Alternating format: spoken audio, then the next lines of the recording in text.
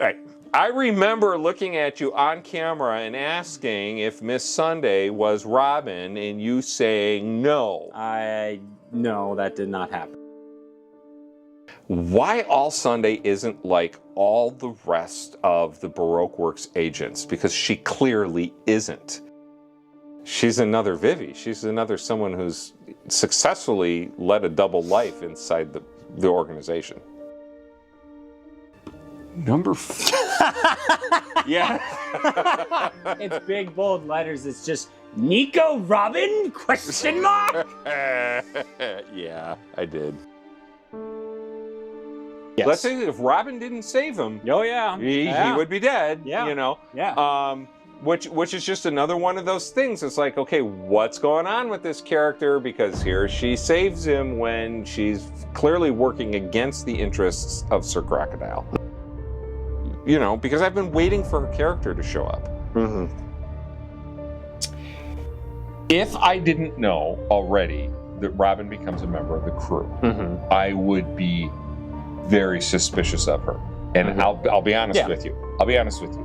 I still am. Robin is intelligent.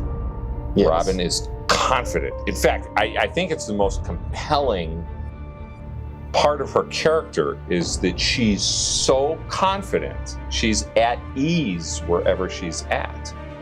I've been questioning her character from the beginning. And the entire time I've been looking at this character thinking, what's wrong with this person? She's not trustworthy. What? She's looking for the true story, the true history. I get the feeling she's been orphaned since age 8. That's got to be a huge true history that she's looking for. That's got to be something big.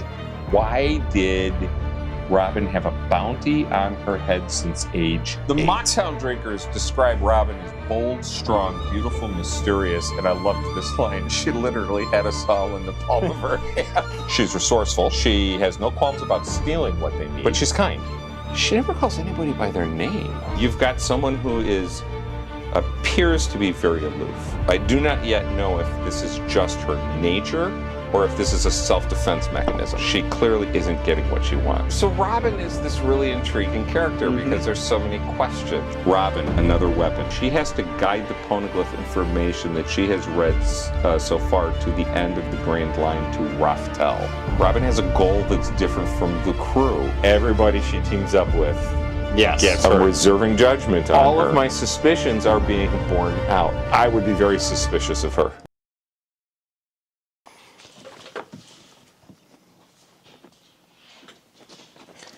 Okay.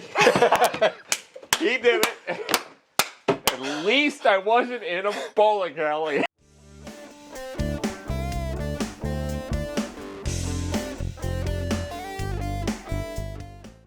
Welcome back to Pork Chops, Rice, and Peaches. I'm Noah. I'm Richard. And it's time. It's the one. The one you've been waiting for, the one I've been waiting for, and the one Mama Peaches has been waiting for. We have reached one peak. We are talking about Enies Lobby. Yes, we are. Yeah, it's been quite a ride so far. And I know this is one that a lot of people were waiting for. A lot of people were waiting for it. A lot of people were waiting for it. Now I understand why. Yeah. Yeah. Now I understand why. This was a tremendous arc. This whole thing was just an absolutely tremendous arc. It is, and I can't wait to talk about it. Before we do, real quick, hey guys, I typically don't do this at the start of videos, but if you are enjoying the content, the One Piece content, and you want to continue following with our journey, it seriously would be great if you considered hitting that subscribe button while you're here. I don't do this at the beginning of videos very often, if ever, but you know, if there was ever a video to do it, it's Enies Lobby. This is so, the one. So forgive me. This is the one. And let's do this thing. All right. I'll be totally honest with you. I sat back today and said, well, actually, I've been saying this for a couple of days. I really don't know where to start. Yeah. Because there is so much going on. And the one thing that I forgot to check that I wanted to was what was the publication date or dates of the Enies Lobby arc? I mean, he was a good. I think we talked once before about 10 years into writing this before we got here. Oh no, he was past 5.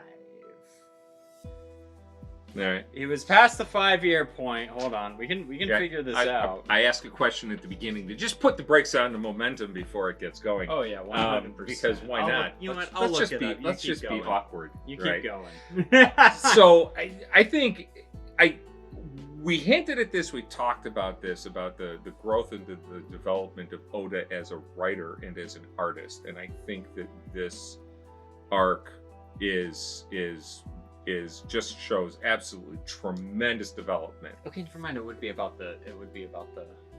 What does it say? It's 2005 to 2006. So it's 10 years in. Ish, yeah. Yeah. Okay. So I mean, tremendous growth and development. Yeah. And it shows Mm-hmm. the way this whole thing comes together. So I laughed. Everybody by now has seen the 5-minute Enies Lobby update. No. Okay, if you haven't seen it, stop what you're doing right now and go find our 5-minute. The clip from it will have been played in that intro. Oh, really? In the intro to it, all leading up to it. All right. But yeah, I mean, there is that 5-minute live reaction to that scene. Yeah. You can go watch it and then come back for the breakdown. Reached in, grabbed the heart, ripped it out, throw it on the ground, stomp on it. Yeah, a few times. The beautiful thing about post that moment, all right, you flip a couple of pages, you're in the next chapter, and the humor starts, and it rolls. Yes. And this arc, and then when I went back and I did my second read, I truly realized how funny this arc is. This arc is hysterical. Oh yeah, this from the beginning to the end. Now, telling you why it's funny is the most unfunny, boring thing to do. So I'm not even going to get into it, except maybe, just a couple of highlights of things that really tickled my funny bone. Yeah. The long-running gag of Luffy and Chopper are the only two that do not realize that the Sniper King is Usopp. What do you mean? They're totally different people. Yeah. What do you mean? Exactly. You know, every other comment is going to be. Yeah. You know, well, okay. I can't wait to see more of Sniper King. I hope he brings him back. I see the comments. Okay. Well, I was thinking today that hive mind. the Straw Hat crew, they have Batman. They should keep him because somewhere in my notes, because here in a couple of pages, I have a page of notes on Usopp's character development, because I've been tracking Usopp's character development, and there's things that I have said need to happen, and I've been waiting to happen, and they're happening in this arc. The question is, can he do it without the mask? That's the question. That's a good question. Okay, can he do it without the mask? Because at the end of this, even saying goodbye to the merry-go, spoiler alert, the boat sinks. No one who is watching this video needs spoilers, and if you do, get off our channel. No, you don't need a spoiler warning.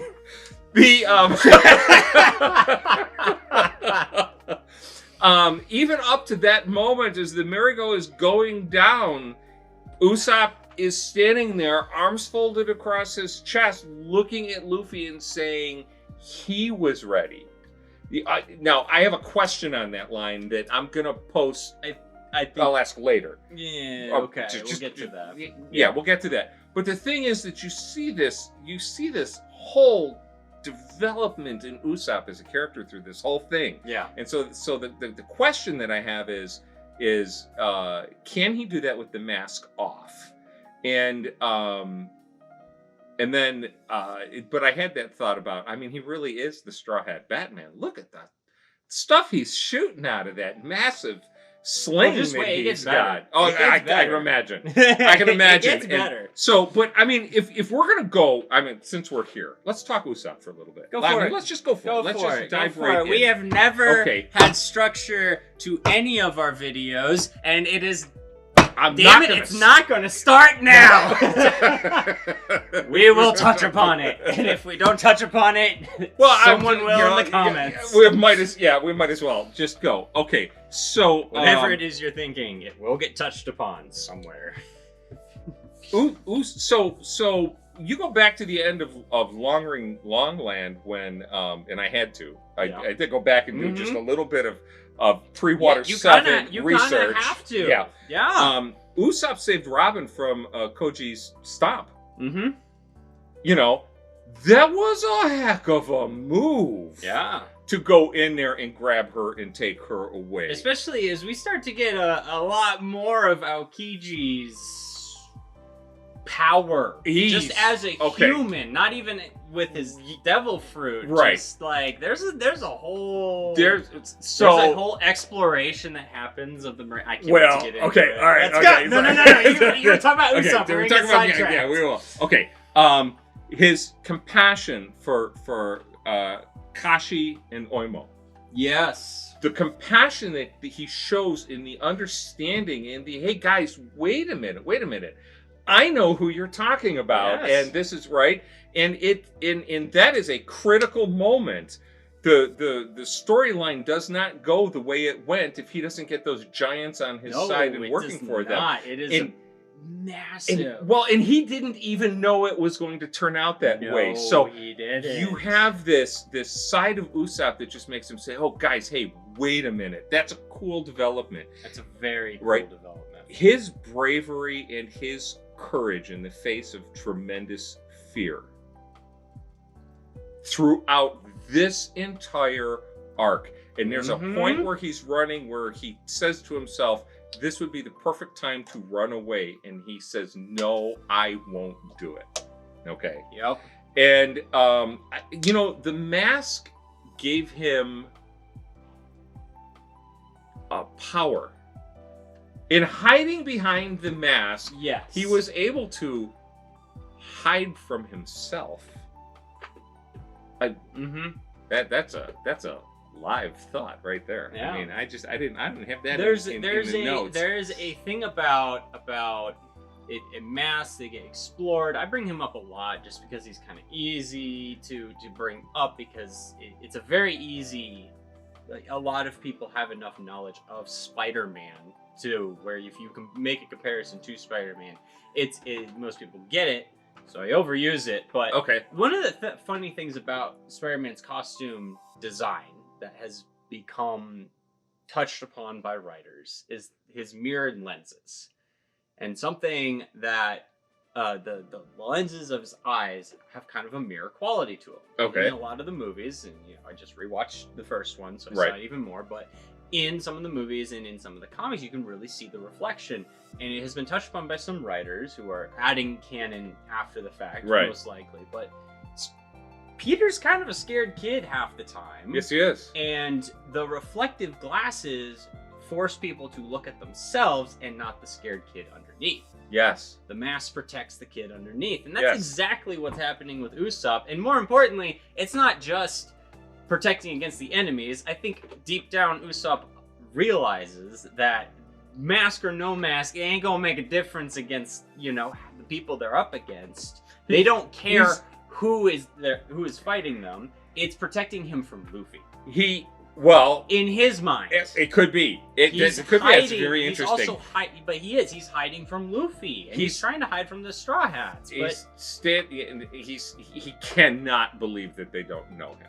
Oh no, they know who he is, and they make it very clear they know who he is. Yeah. So he's like, okay, they don't hate me enough to get rid of me, but I need to still hide from Luffy. Nami electrocutes everybody. Yes. With the climate baton, and then she's like, it doesn't discriminate. She starts beating him, and he's like, "Why are you hitting me?" Usopp made it. I mean, he's trying desperately. He is desperately trying. And even Chopper is like, "Why are you beating Sogeki?" Right? Yeah.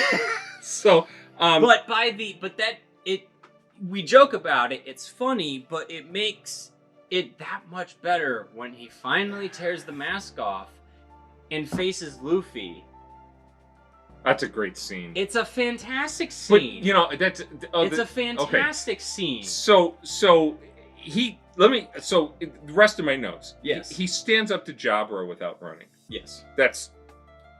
He's grossly overpowered and he knows it. Yeah. He doesn't run. Yeah. The ease at which he shot down the world flag. Mm-hmm. He doesn't hesitate. Nope. The ease at which he shoots Spandam and at all the the other end, Marines. right? Once he realizes what Sanji was telling Right. him, he's like, "You have to get up there, and you're the And only one who can do it." As I'm reading, I asked this question. Now, if he can learn to do this without the mask, Mm-hmm. right? And will he be able to take? I've said it before. This is documented. Mm-hmm. Yep. The character growth. He's Yep. got to realize at some point that he's more courageous than he gives himself credit for. He's got to stop being afraid. Your response was it's too early in the series to show it. So the question is it still too early? When do we complete the character development? It's hard because we keep touching on it. But he this hasn't quite done it in today's day and age, and I haven't wanted to say that on camera. Really up to this point. I mean, this is a turning point where it's like I'm kind of gonna have a even harder time moving forward. Gotcha. Just because there's so much Right. to talk about, but like in reference to that, they have to continue to develop from here on out, so that there is still growth to follow. Sure. And they do continue to develop. They're not at the finish line. None of the Straw Hats are at the finish line, but a lot of them are close. And Usopp while he hasn't crossed that finish line, he's close. Okay. I think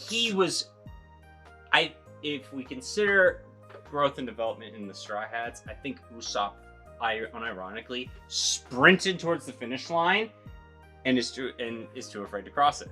In terms of character growth, like he at this point in the story, or at the point you're at now? Just from the get-go. Gotcha. Took off in terms of progress. Sure. And now the story has to kind of wean itself back. So there's more growth to be had. Well, yeah, there has to be told. for two reasons. One is, can he do it without the mask? This is a whole big question that for me, I've yet to see the answer to, right? And I have to see the answer to that one. Okay. And then the other thing that I had in here, and, because this is spread out a little bit over,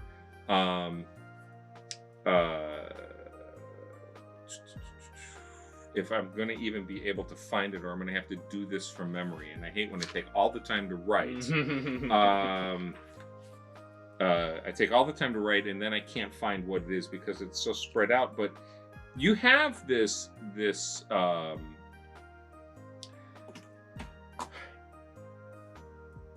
he pulls off his mask and he starts giving the butt chewing / motivational speech to Luffy. Get up and beat this guy. Yeah. He's saying, he tells Pigeon Guy. Lucci, thank you, Rob Lucci. He tells Pigeon Guy, "I'm going to fight you," and Luffy, right? I mean, just for him to stand there saying that, knowing he's going to get annihilated. I mean, that's the icing on the cake in this arc for his growth. Oh yeah, right. Okay. Oh yeah. There is a coolness to any character who utters the line, "I'm your opponent." Yes. It doesn't matter what the situation is. It doesn't matter whether they truly can be an opponent or not. And it was done multiple times in this arc. The Frankie family does it a couple times. Zoro does it. Obviously, Zoro does it a lot. But right. it happens a lot. And it's just a cool moment. So to see that happen, to see Usopp do that, stand up and join the ranks of badasses who stand their ground and say, yes. I'm your opponent, yes, is fantastic. Yes. It's so good. Well, okay. And so you're right. No, that is great. No, that is great. You are 100% correct. Because you're putting into words some of the thoughts that are still formulating, you know. I'm so jealous. I'll be honest with you. I can't wait till when I go back and I do this for a third or a fourth time, right? Right. And when I don't feel the pressure of what do I have to unpack to sit and talk about it. I will say, if I may. Yeah. You had Robin figured out to a T in every video, and it was so much fun to watch. Okay. It was so much fun to watch. You were like hitting on almost every single one. Okay. Like, you know, right. it was so much fun. I missed on a big one. You did miss on a big one. I missed on a big one, and I'm almost embarrassed by that one, you know. It's okay. That's just ego. That's just ego. We'll talk about it in a second. You can finish with Usopp because I keep derailing it. No, it's okay. That's why these things are 3 hours long, and apparently everybody likes it. Everyone likes it. He says, "I didn't come here for you. I came here to save Robin." But a little bit later, he says, "We're all going back together," which really struck me because.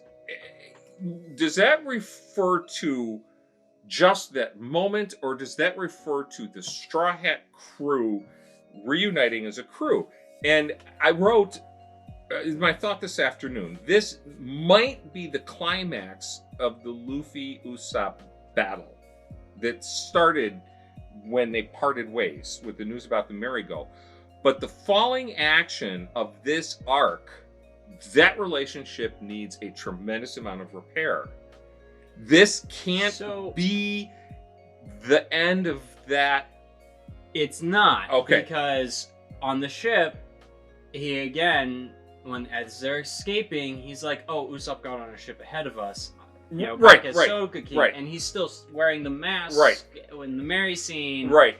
And so it isn't repaired. No. It isn't finished. No, it's not. And you'll like where the story. I think you will really like how this plot line resolves. Okay. I think you will really like how this plot line resolves. That is what I will say. But I mean, this observation that is spot on. Yes, it is. All right. It is. It is not over. You're correct. Yes. Do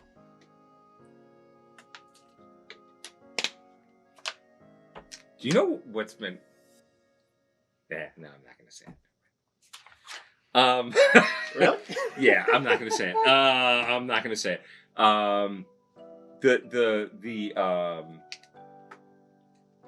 Yeah. So the Usopp storyline is it just the growth.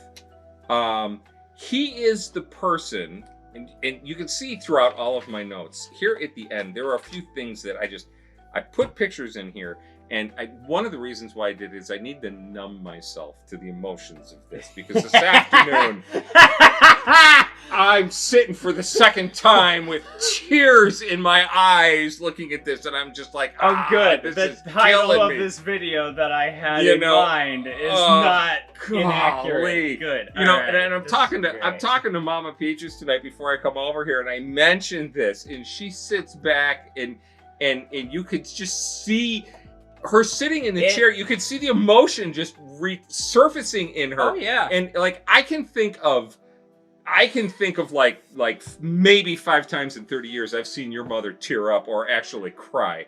And this was as close as I've seen her in a while. And she starts talking about how she was texting you at 2 a.m. saying, did this. Yeah. This one hit her hard. This arc hits a lot of people hard. We'll get to that. Usopp hears the merry-go. I look back. Yes. He's the person who heard the merry-go. Yes, he did. Yes, right? he did.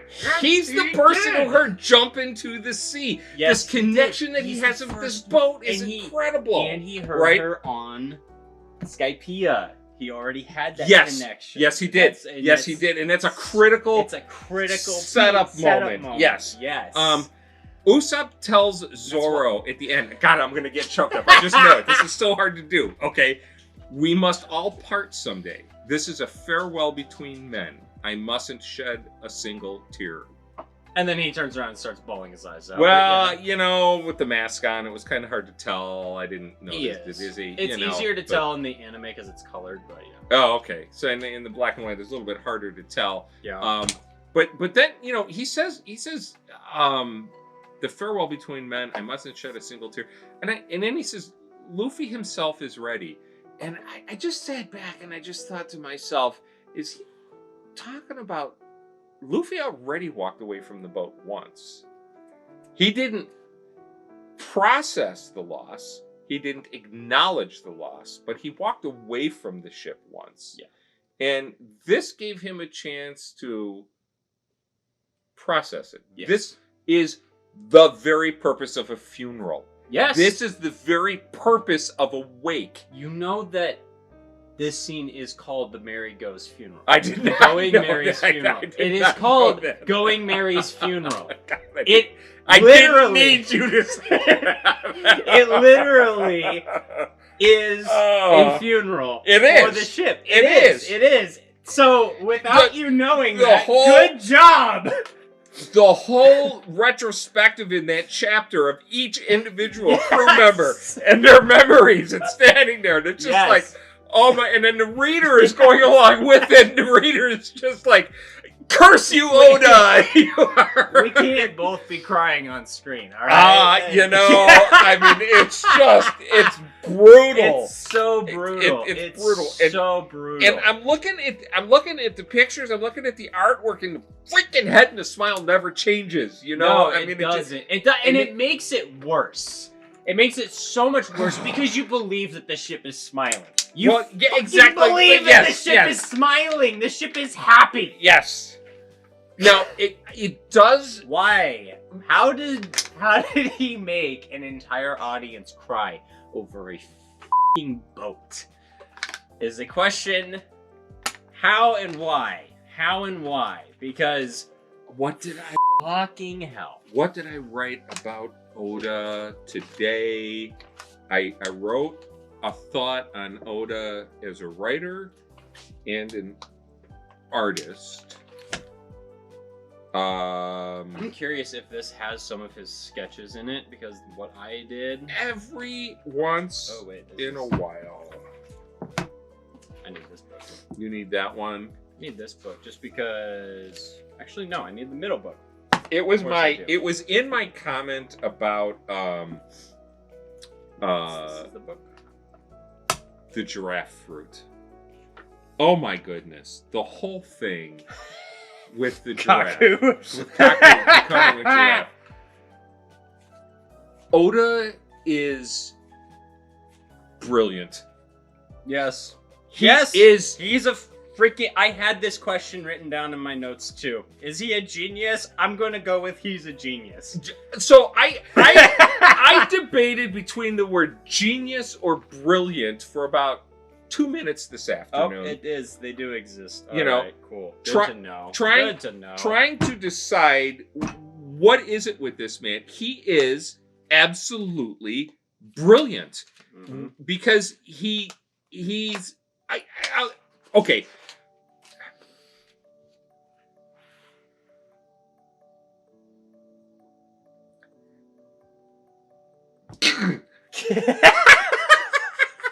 The balance of a writer. Well, no, sometimes I look at the artwork and sometimes I look at what's going on and the emotions well up and you're like, you got it. Yes. Okay. Yes. How many people on that video said, I didn't even need to see the page? And they started crying. Yeah. Yes. Yeah. Oh, yeah. So Robin says to Nami, in a reference back to a conversation she had, when she was 8 years old, know, right? People can't be seen on a map. Oh, that is that line. But she says it to not only the navigator, she says it to a cartographer who is so talented that Arlong kept her chained to a drafting table for most of her childhood. Yep. The ability to... That line was perfectly crafted for... this moment. Yes, because there was nobody better to say that line. I'm so glad we're not wearing the lofts today. We are so loud. Oh yeah, we are. This is going to be a in post. Y'all are gonna hate me. Yeah, sorry. You know, we realized that we peaked the mic. I have been trying. Yeah. The new computer is gonna help. I hope. I've been trying to set limiters. So yeah, sorry about that. But and then without any emotion, they're just erasing one small island from the world map. You know, that's what the Buster Call is. Yes. The balance of Robin saying that to Nami just shows that he is a master of this universe. Yeah. He is. Oh yeah. And then the ability to take something as ridiculous as turning Kaku into a giraffe man. Yes. And then all the insanity that goes with that. And I think it was Jobber who was laughing at him, who was just in hysterics that Kaku turns into a giraffe. Yeah. And I'm just it's just killing myself laughing. Yeah. He just hits. He can balance. He can do it all. So, you know, he can do it all. Here's a thing. And do you need a box of tissues? You know have what? some around. You know what? We go through this so often on the video. There's two things that I never bring. I never bring tissue. Is that tissue right there? No. Nah, never mind. Don't worry about it. Hold on. We never. Hey, oh lovely wife of mine. Yeah, don't bother her. She'll be fine. I'll be fine. I have a T-shirt. I've got my hands. There's tissues around. You know what? So anyway, to balance the writing, to balance the artwork, to balance the absolute ridiculous creativity. Can you find this tissues around? Thank you. She looks like we woke her up. She does look like we. Yeah, exactly. We might have. I might have. I say we. I might have. So there's a dog here. Which one? Jorah. Oh yeah, good point. Studio Dog is under the table. The original Studio Dog. Mm-hmm. Thank you. Thank you very much. I love you.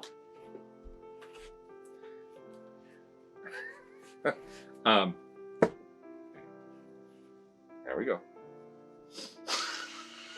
Suck it in. All right, I'm trying to keep this under control now. Good luck.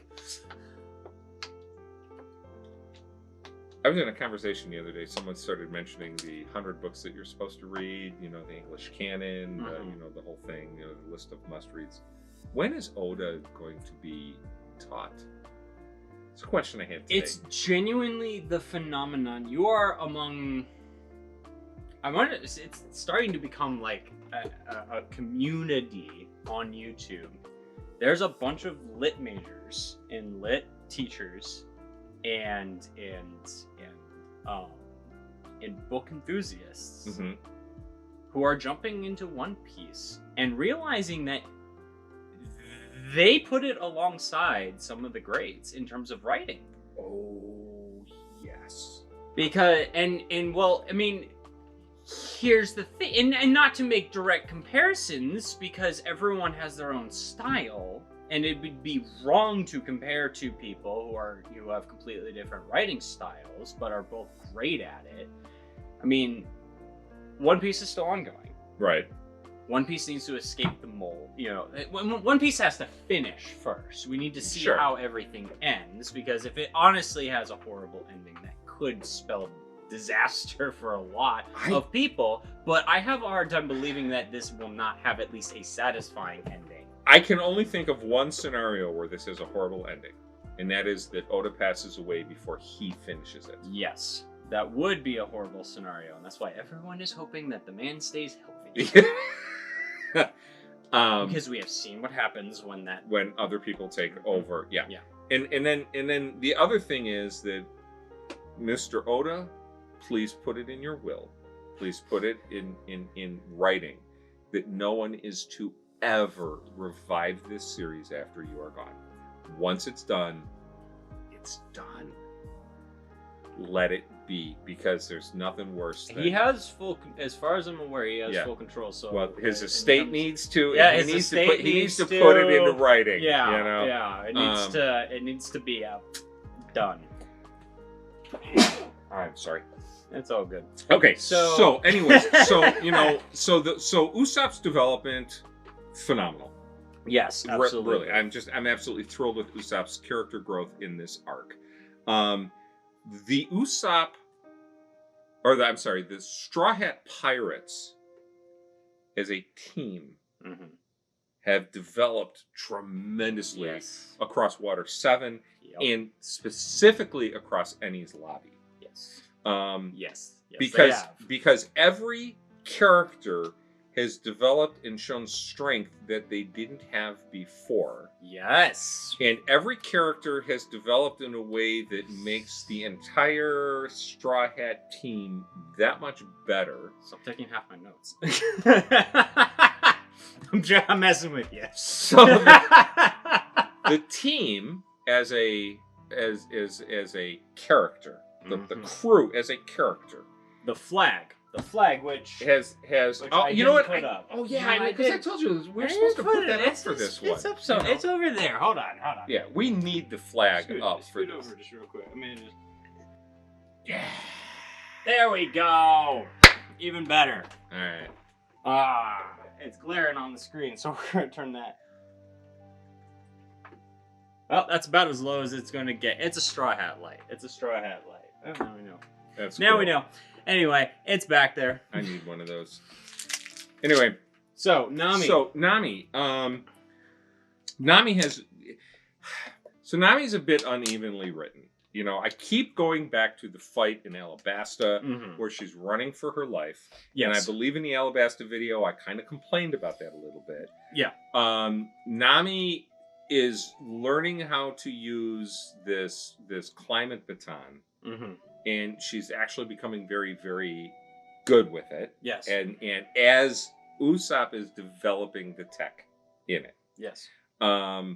But, you know, it really hit me in this episode that Nami, that the climate baton is so perfect for her character because it's a Vivi who says she doesn't just know the weather, she feels it in her bones. Yes. She's a navigator, you know, like no other.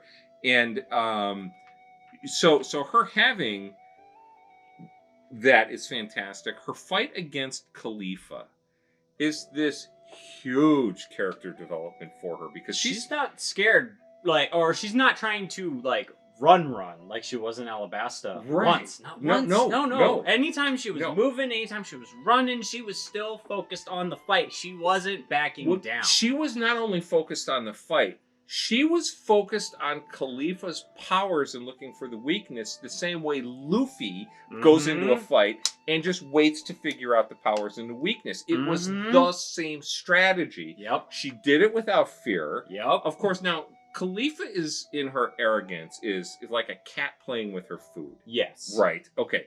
At any point, Kalifa could have just ended it. Yes. All right. Okay. So, in that way, Kalifa shows typical villain flaws and characteristics. But it's the only way an underpowered person can defeat an overpowered person is if they're so arrogant, they're incapable of seeing their own flaws. Yeah. Okay, and that is the case of what's going on, and I didn't think of that until the moment those words came out of my mouth. Good job, thank you. That was on the fly, right? But she uses her deep instinctive understanding of the weather. Yeah, and she doesn't shrink from the fight. She takes on CP9, and the great line. I mean, the absolute great line of the entire battle comes right at the end. No matter how strong you are, my forecast is never wrong. That is just a fantastic line. it is a great line. And so good. So I will be disappointed truly if I see Nami shrinking and running from a fight in the future. You hit these beats. Yeah.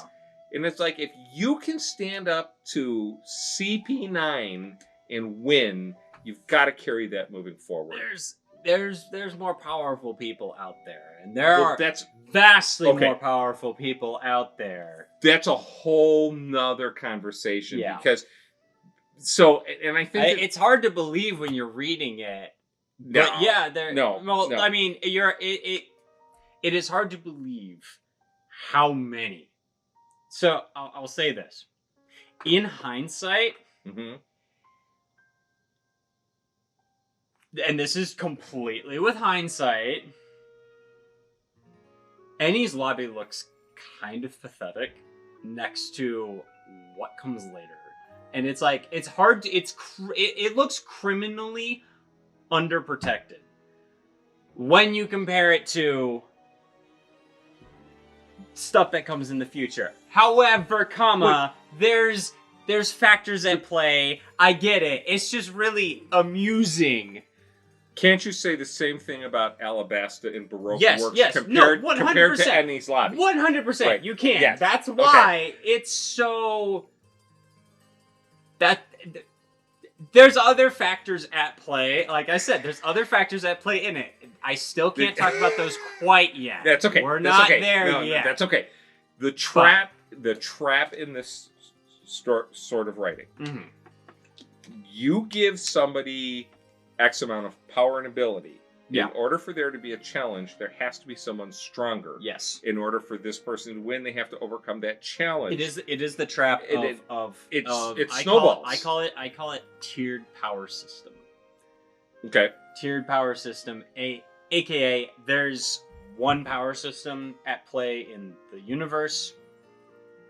Star Wars, the Force. You can only be so powerful in Star Wars without the Force. And then once you have the Force, if you have the Force, you can only be more powerful with the Force. And if someone is stronger in the Force than you, they're going to win. Right. It's just how the power system works. And there's not very many ways to get around it. Everything boils down to the Force. Right. So it's a tiered power system. Now, One Piece also has a bit of what I call an ABC, or a rock, paper, scissors power system, which is rock beats paper beats rock, or rock beats scissors, scissors beats paper beats rock, that sort of thing, with the fruits. But it uses a tiered power writing style. Yes, thank you. But it uses a tiered power writing style instead of a rock paper scissors fighting style writing style as you go. Because yes, you do have to escalate the challenge as you go. It's once you start writing it, it gets harder to write workarounds. Although he does do a decent job of it as you go along. So if we're gonna he falls into the trap less than other writers in this genre. I will say that. I can believe that. Yeah. If you're going to have Nami running in the future, there has to be a really, really good reason. That's all. That's all.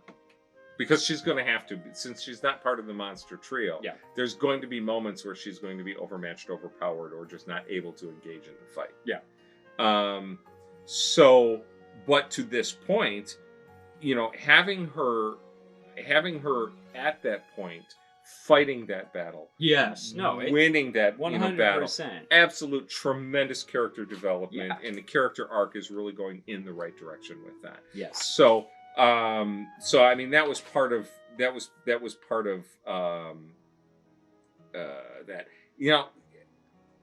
Because I just flipped all the way back to page 1, Enies Lobby. One of the things I started with was how much fun I had, just because how funny this whole thing is. And one of them was, I just wrote here, Luffy's premature ejaculation onto the island. That was absolutely hysterical. Thank you. I worked on that word. I can tell you worked on that word. I can tell you worked on that. Oh.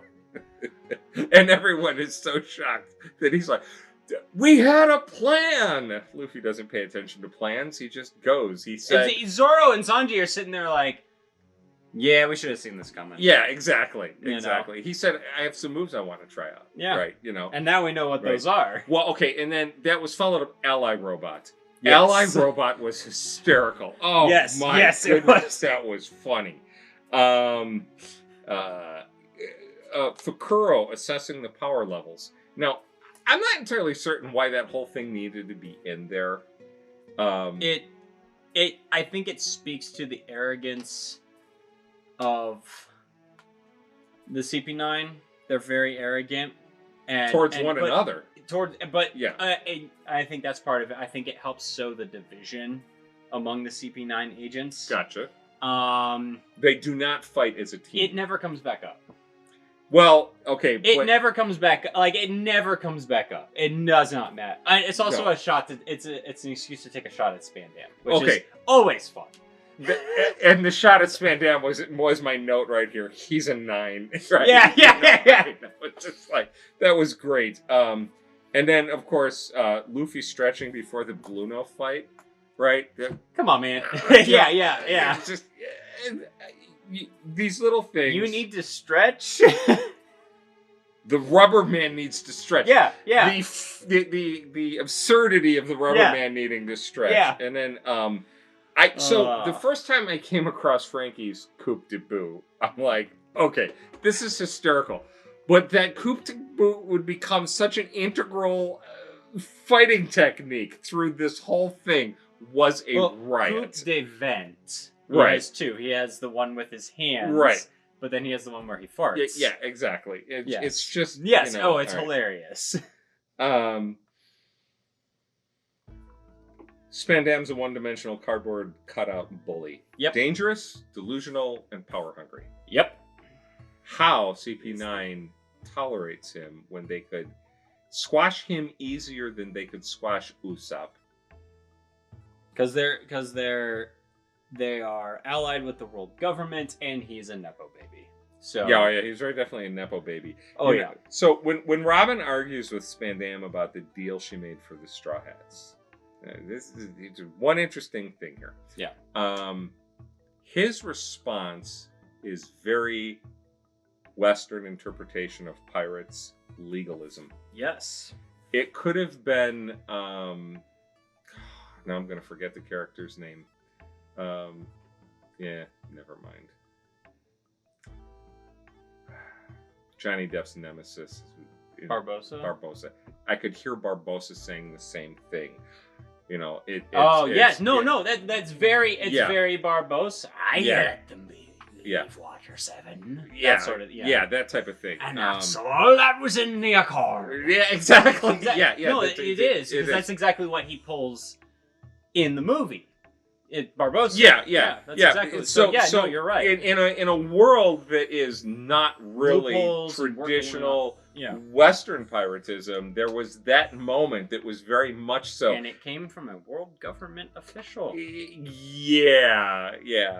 Now, I have been killing myself for a week trying to find a quote that I used in another video that we had about a movie that was really focused on the excuses that governments make or that people make to allow themselves to do the wrong thing, but in the service of a greater good. And for the life, I have looked through every set of notes from just about every video we've done, and I can't find it. And the one that keeps coming to mind is actually the Shape of Water, the government official who was after them. But regardless, that's this whole theme. This entire video, this entire story arc asks the question, what is justice? Yes. So you remember how you were asking the whole, like, what is piracy? Right. All right. So ultimately, it's everyone's going to have a different meaning of it, and it's kind of up to you to decide. And you've kind of fallen in with the rest of the One Piece community, and it's freedom, it's the ability to. You've kind of started to. You've started. What is piracy?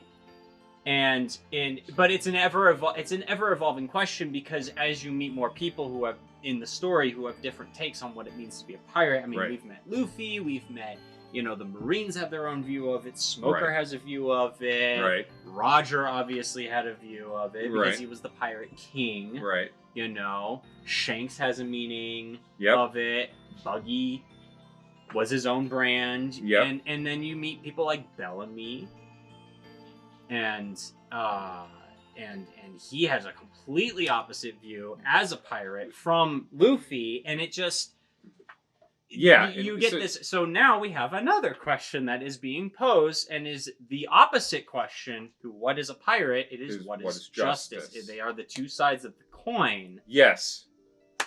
And in this we get like 3 different versions of justice presented to us in this. We get a lot of versions that we get. Lazy justice, we get Aokiji. Yes. We get absolute justice from Akainu, who makes an appearance in that flashback. Right.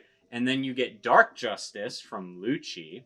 Right. And you'll get a lot more versions of people's interpretations of what is justice. Well, so, you have Lucci saying in a few minutes' time, lawlessness cannot be left to flourish in this world. Mm-hmm. Right. And he wants blood. He has said he wants blood. Mm-hmm. Right. CP9 is the most lawless organization in the world that we have seen to date, and their actions are seemingly justified by the idea that they serve a greater good. Yeah, it's almost the needs of the good, or the needs of the many outweigh the needs of the few or the one. But at what point does it become an hey, no, we're not doing this here. Studio dogs are trying to fight in the background. We're not fight. No. Play. They're gonna knock over cameras and lights. Yeah. Can we lay down? Can we go back to mom? Thank you, boys. Oh, I wasn't complaining, but thank you for grabbing them. I love when the dogs visit. Did he lay down? Jorah did. No. If one goes and one stays, it's great. No. It's at what point does it cross the line into one of the pictures I put in my but at what point does it become an excuse to be evil? Because at a certain point you gotta realize in watching that Lucci is using this as an excuse to give in to he's a psychopath. Bloodlust. Yeah, he's using it as an excuse for bloodlust. He's using it as an excuse to be a serial killer. That's it. Spandam is using it as an excuse to gain power because he's just a bully. And the world government, we start to, and it all ties all these characters together because in the backstory, this has got to tie back to the Void. It has to. It does. Right. Clover gives a huge lore drop in Robin's backstory, which we'll get to. But it's coming. It comes through. So Clover in the backstory is talking to the people who are there to capture them, and in Robin's backstory when the Marines show up, he's talking to them, and then he says, "I demand an audience with the world government, the five elders." Right. Who get on the line. First off, why they would do that, I have no idea. But he talks about long ago from. Did they get on the line? They did. Did I miss that? Yeah, they did. So that might be why, because you had mentioned that the backstory wasn't quite as intriguing. But there's a whole section where the elders are the ones who are like, kill him, shoot him, because he was about to drop something. Like important. The elders. Wait a minute. Pull it up. We are going to digest this because this is really important for you to know moving forward. Okay, so I realized he was about to say something he shouldn't when they shot him. I got that. I didn't get that they actually made content. No, I'm getting to it. They break in. It's coming. I'll find it. Because he got shot twice. He did. And then, he comes back, which, honestly, the world government, the people with guns, they're worse than stormtroopers. Yeah. Honestly. They just, they're... He is dead, though. Oh, yeah.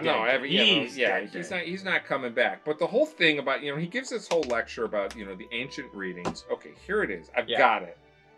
Yeah. So where is it that they're on the phone with the world government? Okay, so give the order to attack. Learn too much.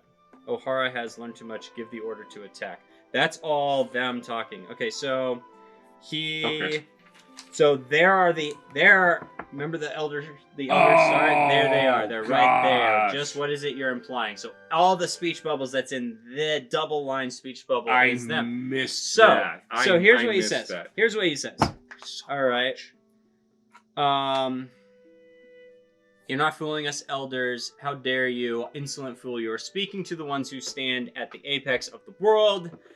Then the Gora say, the elders, they say, this must be the leader of the archaeologists, Professor Clover of O'Hara. You've contributed so much, but you've gone astray. they go with time and tried excuse of reading the poneglyph makes possible the revival of ancient weapons. It poses a danger to the world. That is every time the ancient language and the poneglyphs and the weapons are it is everything surrounding Robin and Frankie's existence Right. boils down to the same thing. Oh, you could bring back the weapons, Right. and it blah blah blah. Right. Even when that first started getting mentioned, that was bugging me. That was bugging me. Back on my first read through, Okay. or my first watch through, I was like, it can't be just that. Like, obviously the Marines are the bad guys, blah blah blah, but like, nah. This goes deeper. They're hiding something because they keep making the same excuse. If they were justified in their actions, they would have a litany of reasons why not to, unless these things are just that destructive. Doubt it, though. And this is where my suspicions were starting to get confirmed. Like, it would have to be, like, tremendous, like, someone could possibly destroy the world accidentally, but with a misfire by having this weapon, if the government... and then you also get proven that they would just as easily take that power for themselves. AKA Spandam, and what he's trying to do. Right. After reading, this is Clover, after reading the ancient manuscripts and the few poneglyphs that have been found, we've gradually discovered the existence of a nation, of which no trace now remains. Right, I remember that. What is clear from these manuscripts is the existence of an immense kingdom. Right, I remember that. And then he basically says...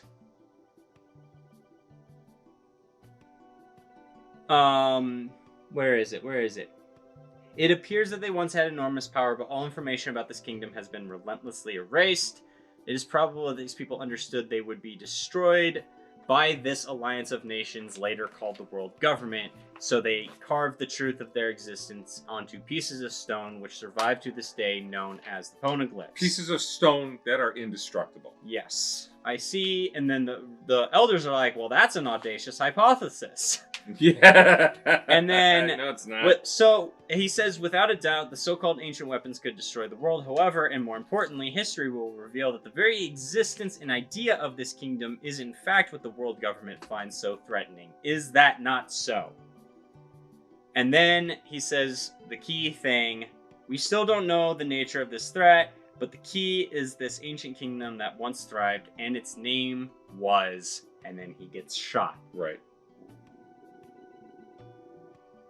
So yes, the world government, this is the section of story where we start to see their true colors. Right. We do start to see their true colors. They're hiding something. I never doubted that the world government as the, you know, pay no attention to the man behind the curtain. Mm-hmm. The world government is the evil protagonist behind the curtain. I think I guess I just... The antagonist? You mean? Yeah, antagonist. I said protagonist. I apologize. Yeah. The antagonist. Yeah. I just kind of accepted that as a given. Yeah, I think most people did.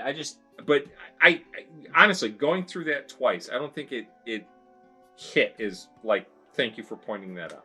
Yeah. Thank you for it is crucial. Because, so if you didn't, I was just going to make sure. Yeah, no, that is good. It is crucial for unpacking what's going on moving forward. Well, so, you know, one of the things that he does say is knowledge propagates, and we cannot let it leave the island. I think, was it Spandam who said that? It was one of the Navy people. Spandine, his dad? Yeah, it could have been Spandine. Yeah. Knowledge propagates, we cannot let it leave the island. Now, so here's the two things that I wrote on this. Yeah. Okay. I wrote, and if all others accepted the lie which the party imposed, if all records told the same tale, then the lie passed into history and became truth. The past was erased and the erasure was forgotten and the lie became the truth. 1984. Yep, yes. You know, That is... So, that is... You know, I'm kind of... I've been dancing on the edges of this whole thing. Mm-hmm. And now I got it. Now I got my head totally wrapped around this. There's just so much going on. Oh, yeah, there's so much going on. There's so many layers to pull back. So, yeah. Yeah. Wow. All right. There is so much, and it shows the government's, like, again, this is where we start to really peel back the curtain and see what is behind. Because up until now, we've seen Marines and Navy, and that's been the face of the world government. We haven't seen truly how much. We've seen corrupt officials, but this is supposed to be like their justice. Like, this is supposed to be their courthouse. This is supposed to be where they try people, and Enies Lobby is a sham. Oh, it's a complete sham. It's a complete sham. It completely tears away any thought that maybe they were misunderstood, or maybe they were like, oh no, they've allowed this corruption to spread like a virus. Yes. It is at their core. Yes, it is. So it exposes in no uncertain terms that the world government is inherently corrupt. And then it becomes a fun question when you start considering, thinking back to the good characters that we have met. Your smokers. And your Smoker Kobe, was the first person that came to mind. Your Kobe. And Right. Kobe. And who's Smoker training? Tashigi. Yes. You know, I mean, there's I'm this like, whole thing yes, where you start immediately, you're like, oh, what's going to happen with these guys? But isn't it? But add Saul to the list, and look how how high-ranking Saul got before he was a vice admiral. Exactly. Yes. And before he suddenly realized, hit that point where he's like, I can't do this anymore. I've got to leave. Yes. Right? So it proves that people can and do, and probably this happens more than the government would like you to know about. Yes, they probably cover up it every time it happens. The government this world government probably expends a lot of time, energy, and resources on stomping out little fires as they start. Mm-hmm. The question is, how long can Smoker do what he's doing before he becomes a fire that needs to be stomped out? Saul got to... That is the $1 million question. Congratulations. Welcome to the club. We're trying to figure it out. So, because it just gets so much better. It gets so much better as it goes. The list of characters that you want to see come back and see, right? And then the characters, the bad guys that we want to see come back, like a couple of them that I know are coming back. Yeah. And then I just want to see how they develop and, and as we move forward. Yeah. I mean, it's delicious. It really is. It's great. We're getting to that. We're getting to some... All right. We just got to the bottom of page 1 of my notes. As you've been flipping around. Yeah. You've been flipping around. I really enjoyed in Enies Lobby the competent warriors. Mm-hmm. This wasn't a bunch of incompetents running around with the Straw Hat crew saving everybody. Yeah. This wasn't the citizens of Cocoa Village running for cover while, Luffy takes on Arlong. Yeah. The Polly and his ropes. Yeah. All the way through to the end. Either all the different things he did with the ropes, or faking being tied up. Thank you. I was about to bring that up. Faking being tied up. and I was just like, I saw that, and I was just like, that's brilliant. Yeah, I was disappointed in myself for not thinking of it when I saw the picture. But Oda he gets you going on the ride, and then you just as a speed picks and then up, I guarantee you that was just a gag that he thought up, and he was like, well, I can't really think of how to make this relevant because I've already written this. Right. It might have been. I don't know. I don't know what his writing process is. It doesn't matter though, because even if it was, that was brilliant. If that was an on the spur of the moment gag that he came up with, yes, that's great. It's amazing. The entire Galley-La crew holds their own. Mm-hmm. Now they've got a back seat to the Straw Hats. Oh yeah. But they Galley-La. They hold their own all the way through. And Frankie's family. Frankie's family holds their way all the way through. The Elbaf warriors contribute and hold their way all the way through. The only idiots running around are the Marines. They are complete idiots. Uh-huh. So it was nice to see, and of course, doing what they were doing, you needed that entire force. Although one of the delightful things about this is Luffy jumps onto Enies Lobby and starts trying out his moves. Yep. Is that he's going through 2,000-3,000 men before he Mm-hmm. needs to stop and have a snack, which is just a riot, stuffing food in his face. And Oh yeah. you know, Oh yeah. That was so funny. He's Yeah. like, "Good thing I had snacks. snacks." Because again, that was a gag earlier. He's Yeah. trying to shove food in. Yep. You're like, "Oh, that's Luffy," and then you see, "Oh no, he thought ahead. What? He You know, had a plan." the psychology of Luffy starting a war with the world government by shooting the flag. I don't know if he is the epitome of ignorance is bliss, or There's a point. I think. Here's my theory. There is a point in the story where Luffy goes from ignorance is bliss and pure naivety to someone who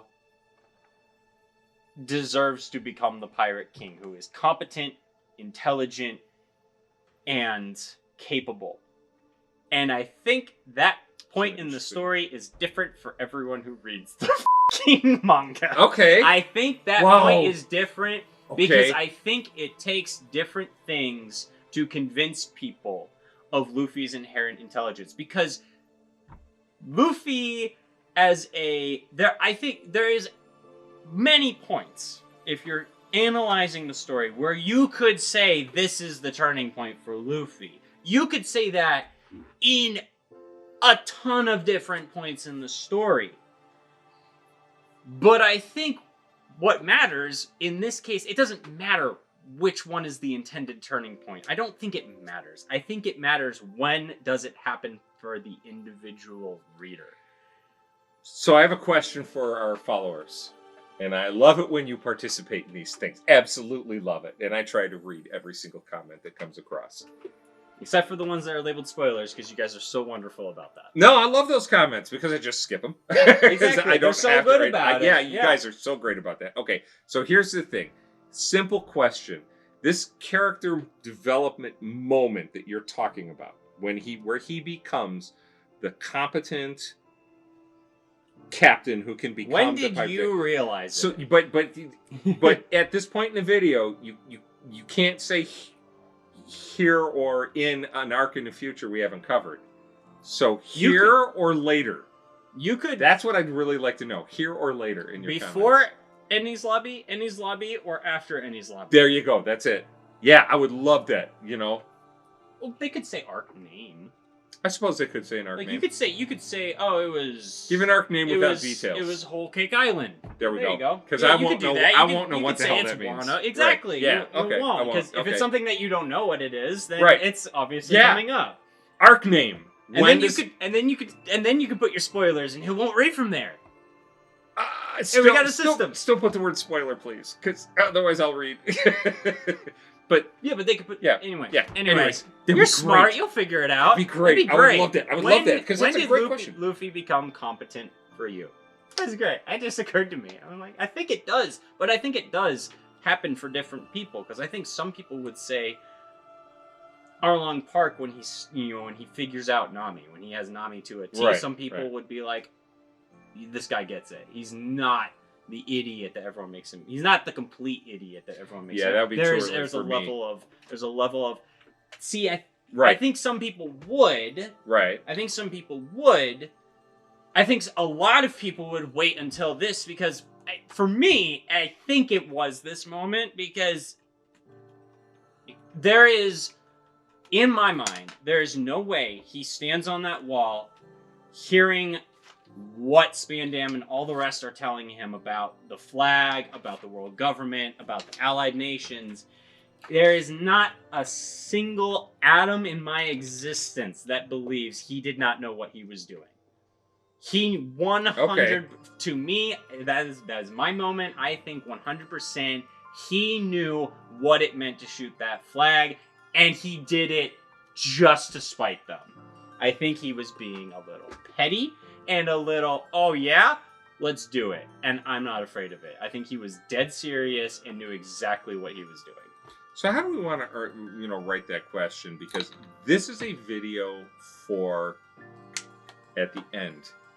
I am going to mark this one. I am going to bookmark this one. And this is, I already have an idea because I would love to have other One Piece content creators weigh in on this conversation. Oh, that would be later. Great. Later. I want, after we get deeper into it. At what point does Luffy... After we have earned the right to be side by side with other One Piece content creators, I would love to ask that question. At what point does Luffy... How do we phrase that? I mean, because you don't want to say become a competent captain. No!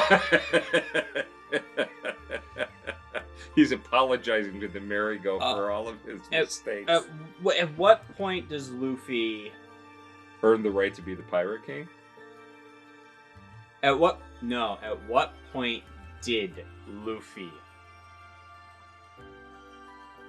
because it's per person. Sure. At what point did Luffy prove himself to you? Ah, okay. That's a good one. All That's right. a good way of doing it. We'll revisit it. Yeah. We'll revisit it. I really would love to hit that. That would be a fun one. That would be a fun... I know the first person I want to ask. It's the only other One Piece content creator I know. Des. And since I had lunch with him, I mean, it was so great. I gotta ask him. Des. Yeah. Hi, Des. All right. Yes, I don't know if he appreciates how much I enjoyed that day. That was the highlight of Germany for me. It was just a delight. So let's see. So I spent a lot of time thinking about Admiral Aokiji. Yeah. Because I can't help but think that he gave Spandam the ability to do a buster call through the snail transponder in part to get rid of Spandam. That is a nagging feeling. I'm not the only one. Yeah. Right. And so here's another thought that I had. And so we're going to take a look at this character for just a little bit. The man who believes in lazy justice. Mm-hmm. Right. The man who helps Tanjit and Sherry return to their friends by way of an ice bridge, and waves off the thanks as if it's a no big deal. It's like, that's okay. This is a man of enormous wealth and power who's helping a little guy, and it's like, I know this means a lot to you, but no big deal. All right. He shows this tremendous power. He says that the Straw Hats scare him, and in a scene where he's fully in control. And he just wanted to visit them and meet them, but they're not really doing anything that a man of his power should find scary. Yes. Okay. Luffy saves the crew by tricking Aokiji into a 1v1 fight. Yes. He freezes Luffy, but he can't go after the crew without breaking his word. Mm-hmm. Okay. I didn't get that the first two times I read that. Yeah. I was going back, researching. He's a man of his word. He is, that's an right? Important... Okay. That's an important click. Okay, because keep it there. Well, no, this character's really important. Yes, he is. He's really important because he's got such tremendous power. Okay. If you're reading this, if you're reading at this level with Aokiji, you are going to love what's going to happen, and not for the reasons that you will think. Okay. You're going to love what happens with him later on. It's going to be, you're going to love to dig into it. It's so great. It's going to be great. He could have killed Luffy, but he quote unquote owed him one for taking out Crocodile. Now, a man of his power should have been able to take out Crocodile with no problem. So, aside from the hiccup of he was affiliated with the world government. Yeah, right. Protected, yeah. So he couldn't. I mean, he could, obviously, physically. And then we have the tail end after everything that is taking place. Mm-hmm. And this was one that I did. Yeah, he rides up on the bike. There he is in this tiny little panel in the corner. You see him sitting on his bike watching. And he says, this incident was a complete and utter defeat. He could have single-handedly prevented it from being a complete and utter defeat. Oh, yeah. Why didn't he? Why didn't he? Why didn't he? And so, and it's a beautiful page because it on like right next to it is Luffy going, "This was our complete victory." yeah, oh yeah, and beautiful. yeah, It's a wonderful spread. So and you know I didn't. And he's wearing a sleep mask, which is the funniest thing. He's so serious. He's wearing a sleep mask. I love how Oda draws characters. I didn't notice that was a sleep mask. That's a sleep mask. Oh god, that's hysterical. That is hysterical. That's a sleep mask. Yeah. Oh man.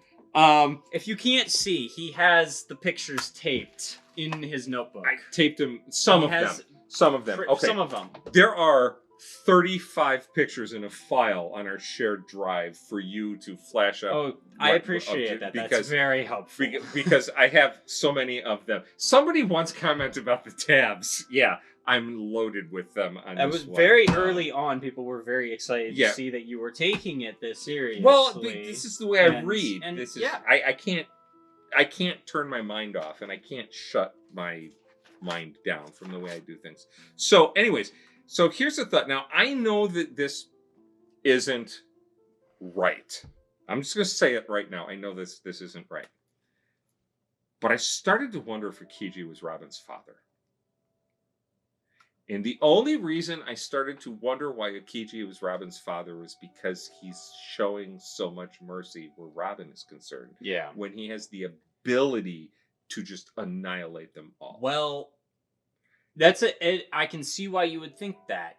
It's not. Right. I know it's not. Because I know or at least if he is, it's never been stated. Well, at Robin's this point where I'm at, father has never been stated. Yeah, so there's an outline Yeah. of Robin between a mother and a father. Yes, there is. And it's stated that he was pursuing the same thing her mother was, and her mom did say at one point, "I'm not going to let my husband's work go to waste," or whatever. She's finishing his dream or something like that. Anyway, so yeah, no, it's not. He's not. Aokiji has a bit of. You see a bit of his character develop in the flashback. Yes, and you see because he shows up and he's doing his job, and I don't think even then he was in agreement with it, but he was doing his job. He was junior then. He was I think that said vice admiral. Was he a vice admiral? I think he was still a vice admiral. Go back and double either or. I think he was a vice admiral because he's an admiral now, but okay. He might have been a vice because he was a vice admiral because he? it takes 10 vice admirals with their ships to complete a buster call. Gotcha. Okay. I think. All right. There's a lot of vice admirals. Anyway, right. Okay. He's doing his job. And he seems to be convincing himself that he's doing his job. And that's why they're doing what they're doing. But then he sees what they are doing. And he sees it the same way Saul does. Yes, he does. And he still does his job. Yes, he does. But he doesn't do it completely. Because he lets Robin go. Yes. And he tells her where to go. He tells her to stay safe. He tells her to live a quiet life. And he tells her to hide and to continue if she can. But he tells her to disappear. Yep. But he tells her that if she resurfaces, he will finish her. Yes. So because it's his job. So he's still even to this day he's still not quite finishing her. No, he's when not. He shows okay. Up. And it's also he says he's not her ally. Yes. And he says that if she resurfaces, he will destroy her. Yes. Okay. Now, you also get another mention of Akainu, who is another admiral. Yes.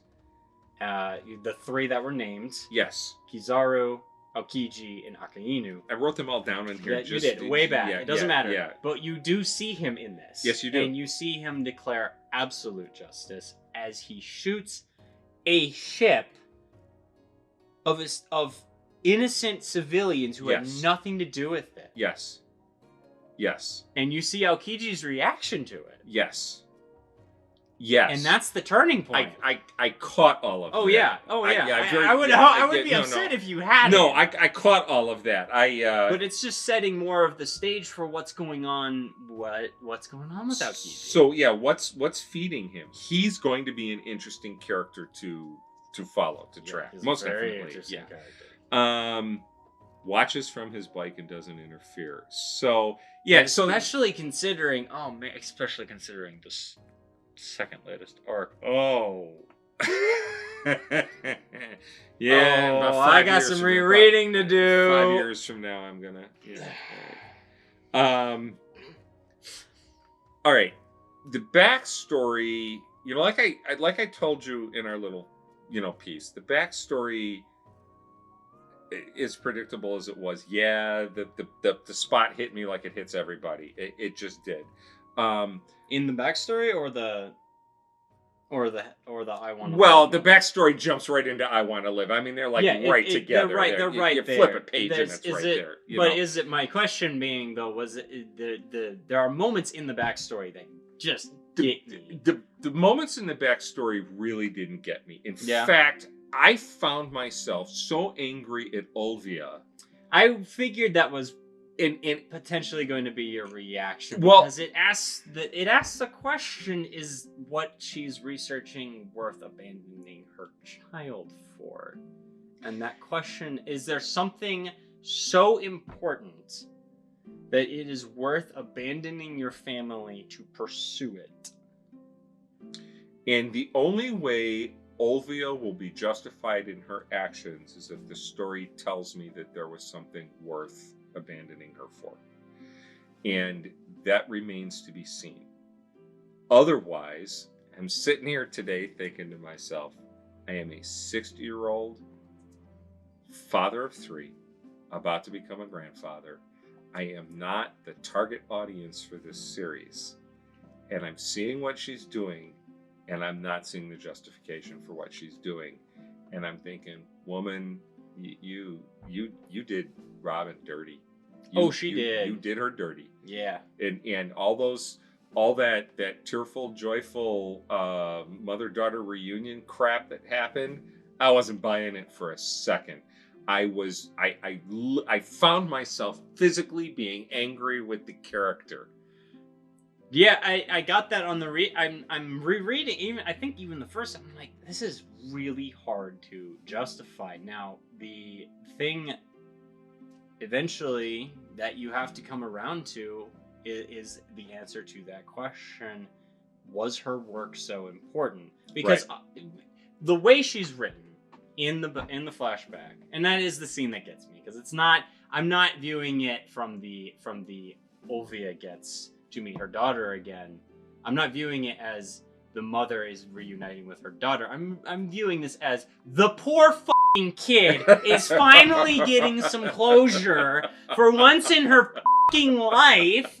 Her miserable 8 years of existence, this poor child is finally getting and you obviously will get into the Robin stuff. We might as well start here.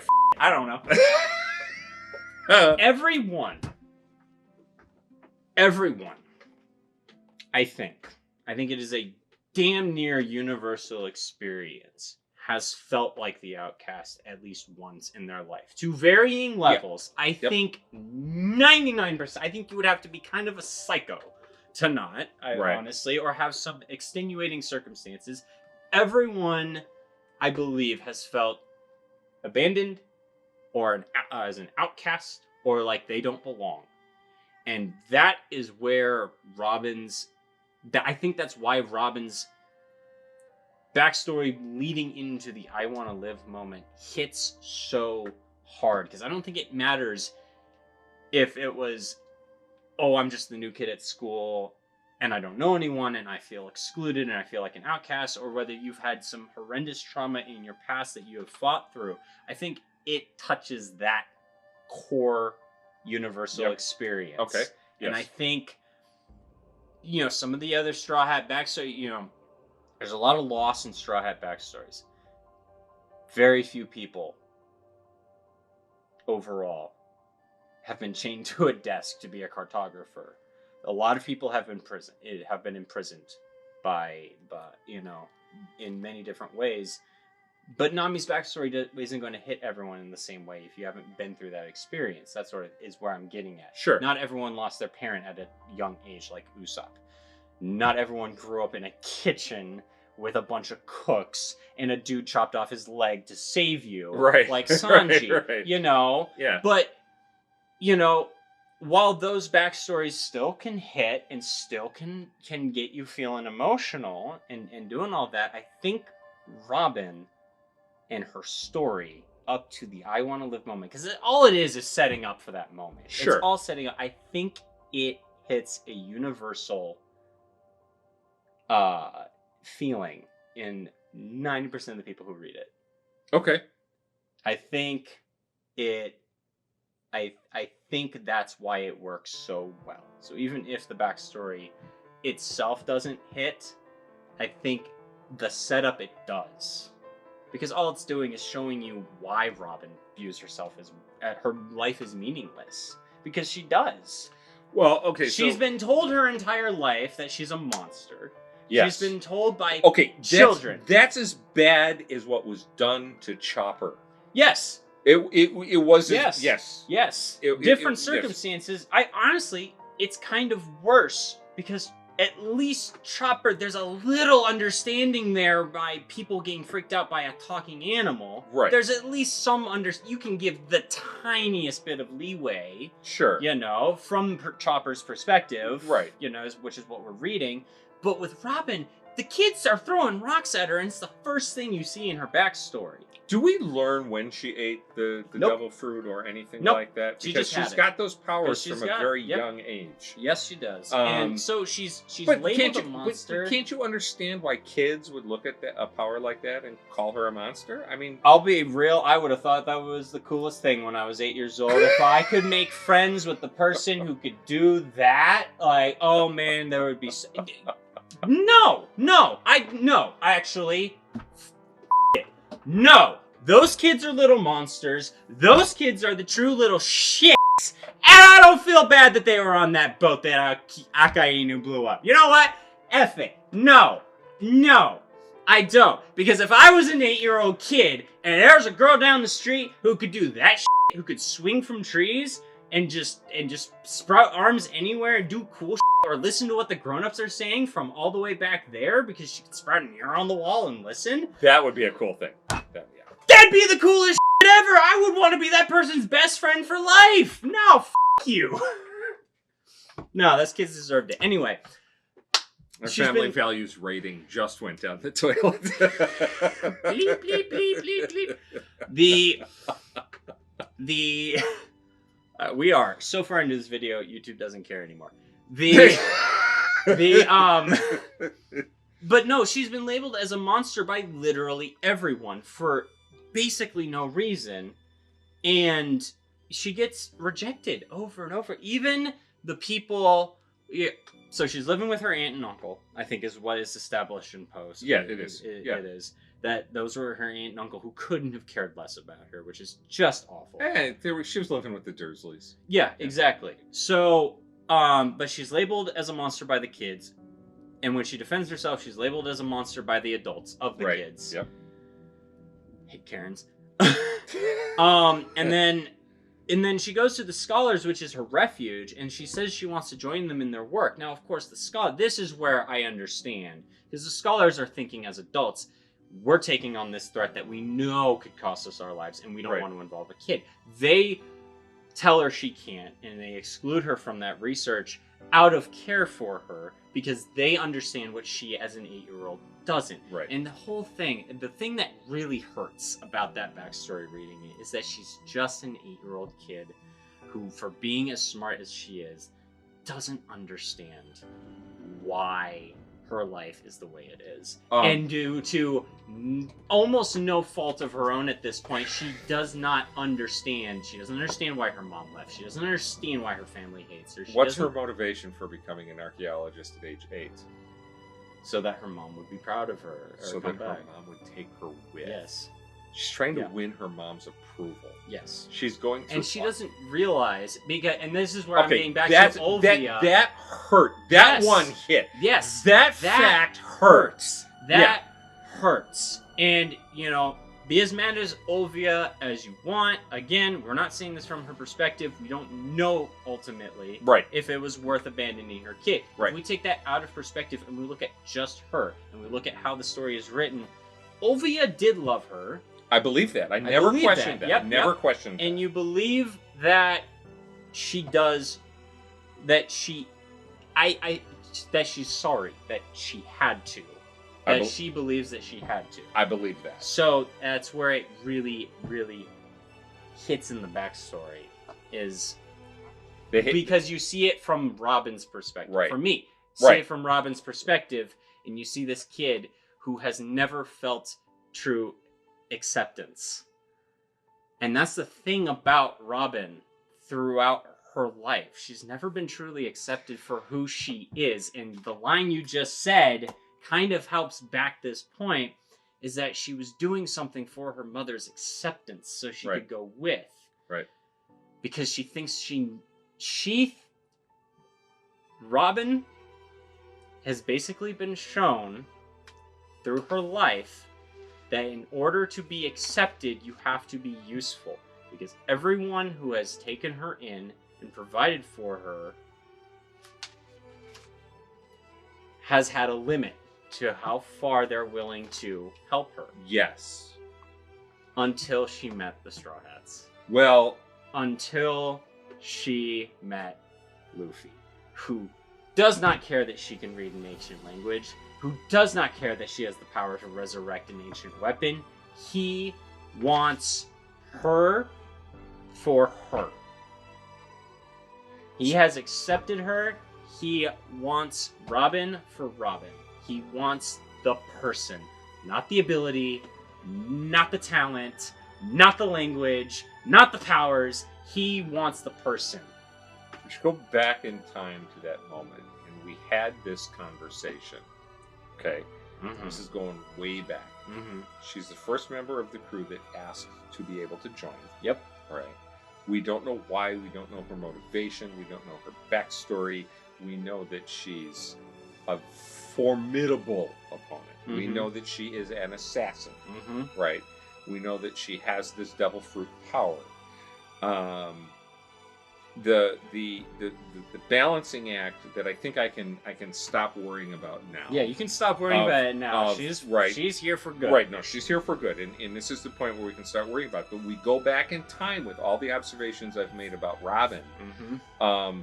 That I said, if I didn't know she was going to be a member of the crew, I would have distrusted her. And I think I have justifiable reasons. Yes. Oh, 100%. Right, all the way that's across the the board. intention. Right, okay. That's the intention. So I think that's the intention from the get-go. Well, so what did Luffy, and this is the $1 million question we'll probably never get an answer to, but back when she said, may I join your crew? And he says, yes. And everybody else is upset because he didn't talk to them about it. What did he see? See, that's the $1 million question whenever Luffy gets a new crew member.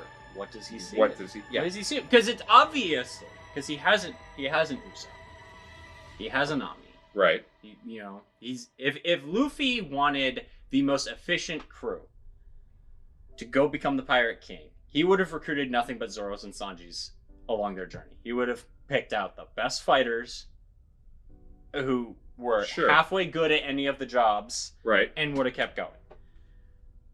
But he doesn't. He stops to pick up the little people that he finds interesting, cool, funny, and that he likes. He wants to set... The thing is, Luffy wants to set sail with people that he likes, and he has this uncanny ability to figure out at a whim, at a glance, who he's going to like and who he's not going to like. Well, but they just happen to have, critical powers that he needs. Obviously, because it's a story. So they do have critical powers that he's going to need. But he didn't know that Chopper was a doctor, so he had no way of knowing that he needed to. He just wanted Chopper. Yes, because the powers are cool, But that's not really. He's not thinking, "Oh, this will be a good asset to my fighting strength." He's No, like, no, no, This he is doesn't. so No, cool. no, I can no. have a reindeer that can transform and talk. This guy is so. He's seeing the person, Yes. and he wants the person. And Sanji's seeing an emergency food supply, which it was a hysterical line. Which that was did you see that? funny. Did you see Frankie said the same thing about Sodom and Gomorrah Yes, I in did. the actually. flashback Yes, I did. when the Yes, freaking yes, fish is like yes. remembering Yes, meeting them? Yes, I did. I did. I caught That was that. so funny. The fantastic exchange in the live action, Luffy and Zoro. He says, "I'm a pirate hunter," and Luffy says, "Oh, I'm going to be the king of the pirates. You should join my crew." The absurdity of that moment was a delight. So I mean, the whole thing about this arc, just it's Robin accepting that someone unconditionally cares about her and is willing to go to the most extreme lengths to protect her, and she doesn't owe him anything except her existence. Yes. Because it's not a crime, it's not a burden.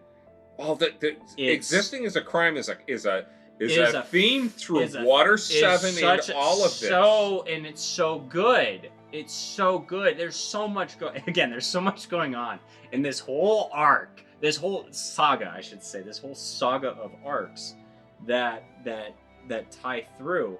But it's Robin she's trying to deny, she's trying to treat this like just any other, because I think for one of the first times she's hurt by the fact that she thinks she has to move on. She thinks she has to give herself up, and she's hurt by that because she genuinely wants to protect these people. And along the way, once she joined the crew, and they did the whole Skypiea arc. It was Skypiea, 100%. She got you called it. Okay, I'm gonna tell you this. This is gonna be one of many to come. You nailed it on the head in our I think it was our Skypiea video when you said she has found her reason to keep going again in Skypiea. Okay. You hit the nail on the fucking head. Okay. With that comment. Right. It was so good. It was so good. You completely called it. And I think that might have been one of my looks at the camera. In that video. There were a couple big ones. That might have been one of my looks at the camera, is when you were like, it's like she's got this new will to live. I don't know. If I find the clip, I'll put it here. Okay. Or something like that. It's you know what? It was so cool to hear it in that video. I love pulling at these threads. Yes. I really do. You were spot on with it. The Odo has such an understanding of people and developments and damaged people recovering and that whole thing. And it's amazing to watch him set it up. Mm-hmm. It's amazing to watch him develop it and then pull all those strings together in the moment. I mean, you're really thinking is. about it again, aren't you? You're choking up. Hey, you're thinking about it. You're thinking about it. Well, welcome to the curse. It will never go away. It was for a slightly different reason, but at that moment, I could have seen that moment going one of two ways. But after we recorded that little 5-minute thing, I go home. And I pull into the driveway, and I realize, the lawn is really tall, and I've let it go too long, and I need to mow. So I pull out the lawnmower, and I'm riding around on, mowing the lawn, and it hit me. And I know right in the yard where I was at. I mean, the moment that it hit me. If she had said, "I want to die," Luffy would have walked away. Yes. Yeah. And that is a level of development. That is a level of development of Luffy as a captain. Mm-hmm. I know he would have walked away. If he truly got the sense that is what she wanted, He I would have. believe so. He would have let her go. But he calls her bluff. He does. He calls does. her bluff. Right. No, the first time he calls her bluff by saying, "If you really want to die, come back with at least do it with us. Yes, You know, at yes, least do it yes. not with these guys. Yes. You know, all right." I don't care if you want to die. Just come with us before you could throw yourself into the ocean afterward. We don't care. It was just like, do it with us, not with them. But, I mean, talk about Captain Development. Yes. You know, I mean, that was a moment. I realized it. I'm going along, and I'm just like, oh, and that was one of those paths that went like this through the yard before, you know, that I go back and correct. I could have seen, if she had said, if she hadn't responded, and they had a stare off, and the Straw Hat Pirates turned and started to walk away, and then hear her scream, "I want to live," and watch them turn around and come back. I don't know which would have been more impactful. It works. Obviously, it works. Either one of them would work. I think either one of them would have worked. I think. Yeah, I know. I know. I That mean, guy, you did. Because then when Luffy says yes, like game on, you know. Yeah. Anyway. But it's right. Just it's a gorgeous panel, and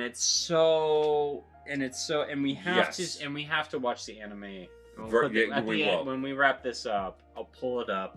Yes, I'll pull it up and I'll show him the anime, the full scene. Okay. So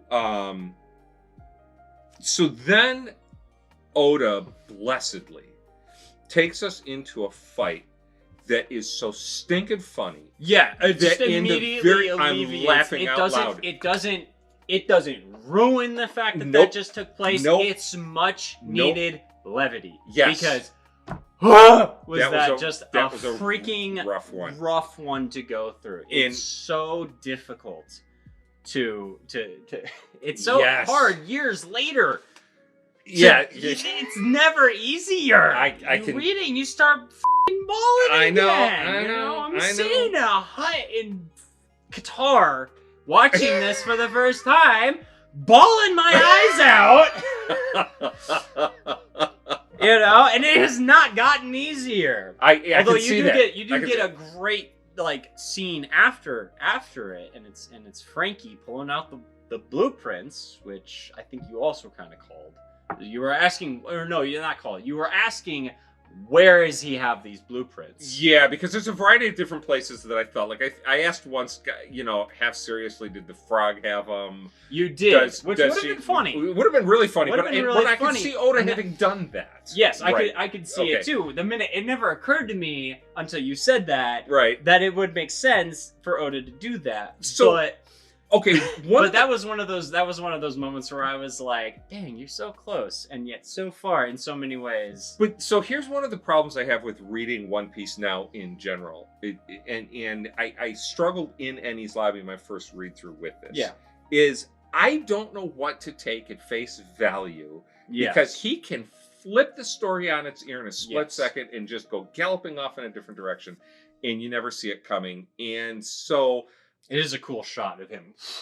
Yes, it is. Yes, it is. So cool. Yes, it is. And how'd you make a dude in a Hawaiian shirt and a Speedo with the Ace Ventura haircut look like a badass? How did you do that? Take someone who looked like an incompetent boob and turn him into this amazing character. Isn't he such a good character? And with handcuffed, biting people's heads. He does it more than once. It's hysterical. And effective. Yes. But Frankie can read people. Yes, he can. And Frankie, he's kind of like, he's figured out Robin early on. Oh, and he had her. He had her figured out. And so he was such a great character. Because they're they're very similar in several ways. Mm-hmm. They're very similar. The whole question of is existing a crime wrong? Yeah, and I think there's a reason why you get both their backstories at basically the same point in the story, because they go along with each other. They go along with each other very well, and it's so because once you figure out Oda's writing style, he flips it on you. And that's like where you were saying. it's at the bottom right here. Right? This is a point in our conversation we're at in my notes. I finally found it. Oda lives on an entirely different level of brilliance. There's your note. Yeah, he just does. He flips it. If you talk about the writing for a second, I mentioned in the last video you were talking about the arc structure, and he doesn't typically deviate from it in terms of how he writes an individual arc. There's the setup, the exploration, the world building, the establishing the factions and whatnot, and then there's the fighting, which is essentially the rising action. Right. You get some development in there that's sprinkled throughout the action, right. And then you get the falling action. It's basically just that story arc within a miniature story arc. That's all it is. Right.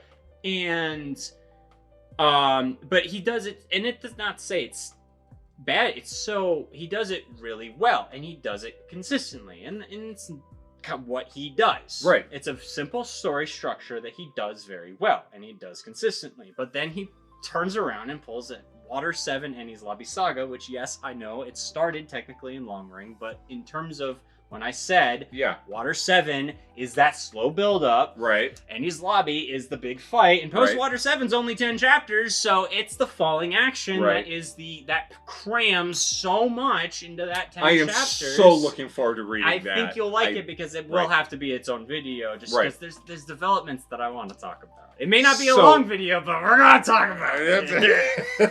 I think you'll like it. I'll compare it to Jaya. Okay. I think you'll like it. But no, because I'm not going with the writing, because when we were getting these in the East Blue, when we would get a new character, like we would get the Nami, and then we would go through for a while, and then we got Nami's arc, which is Arlong Park. It's Nami's arc. You get her backstory, you get her freedom, etc. Right? And then you kind of got that figured out, It's like Syrup Village, they did that with Usopp. Baratier, they did that with Sanji. Right. Drum Island, they did that with Chopper. Once you think, but then he introduces Robin. And he takes 3 arcs. 3-4 arcs before you see her backstory. And he takes an entirely different character who you just met in Water 7 and gives him his entire backstory and reason for existing in the story before Robin. This stretch of story, he completely flips the script on you and starts changing up the writing style. And then talking about how you write power level action, Luffy has to get stronger. The average story writer would have taken another 200 chapters to introduce Gear 3rd, not 10.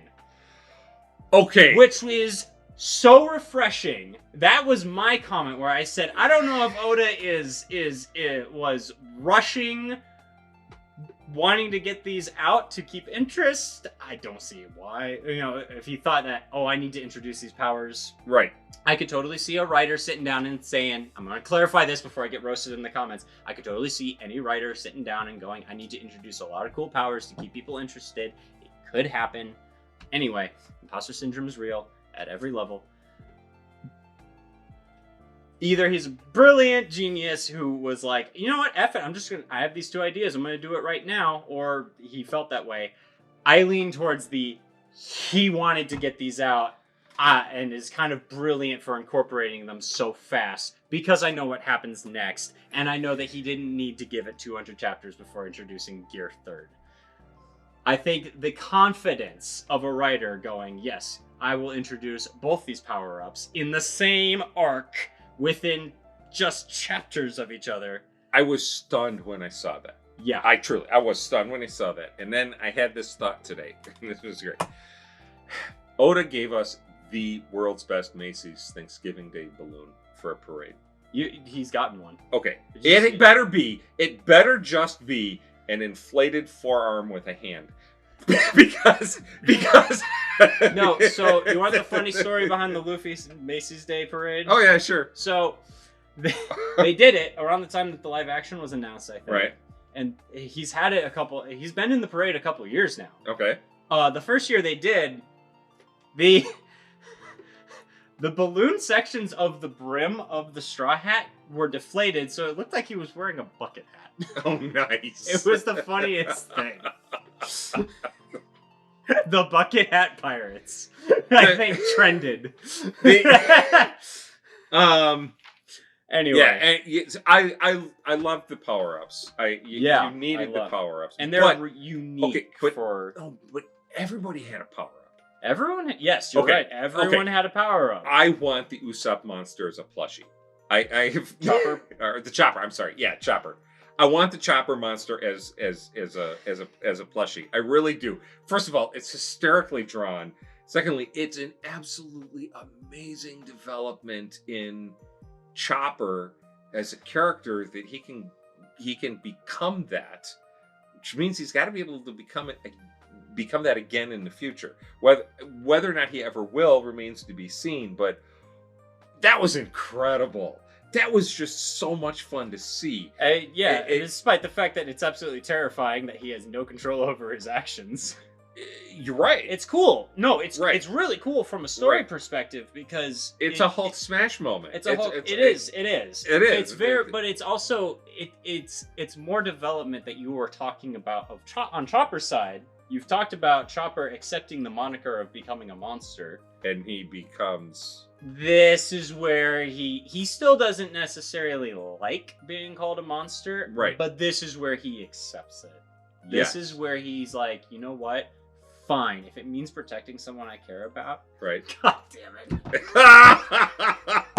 God. Fucking Chopper. Chopper. Sanji with the Diablo Jambe. The hot foot, right? Yep. You know, his own power up. Zoro with the Asura Silver Mist. It's correct my pronunciation. Ashura. Ashura Silver Mist. I think it's right. I think it's. Someone tell me in the comments. It's from mythology somewhere. It's. Anyway. I'm thinking it's from Indian mythology. I think it is. That thing sitting with all the different arms. I think that's what. Okay. All right. I think it is. If someone would so kindly explain in comments, I would appreciate it. That level up. He has his level up, right? Nami has her own. We talked about it already. Yeah. I mean, it got upgraded. Yeah. Yeah. We talked about Usopp's development. Everybody gets a power up. Yes. Everybody gets a level up in their skill and ability. Yes. The making of a legend. That just the name of that. You know, I read the making of the legend, and my very first thought when I saw that chapter title was, okay, this is going to be Luffy beating Rob Lucci. The making of the legend wasn't Luffy. The making of the legend was Sniper King. Mm-hmm. Yeah. So, everybody's power. It'll be really funny when that comes back around. Not too long afterwards, you'll find it funny. Anyway, it's I think it has a double meaning as well. But yeah, I think the primary is supposed to be on Usopp. But I mean, the legend of the Straw Hat Pirates taking on the world government. Yes, exactly. That's going to go down in history. It is because I mean, if Aokiji. Right. If a vice admiral is saying, or not if an admiral, even saying, worse, is saying it's a complete and utter defeat. Is a complete and utter defeat. The Straw Hats have done something that no one else in the history of this world government has managed to do. Oh, but there's something even better.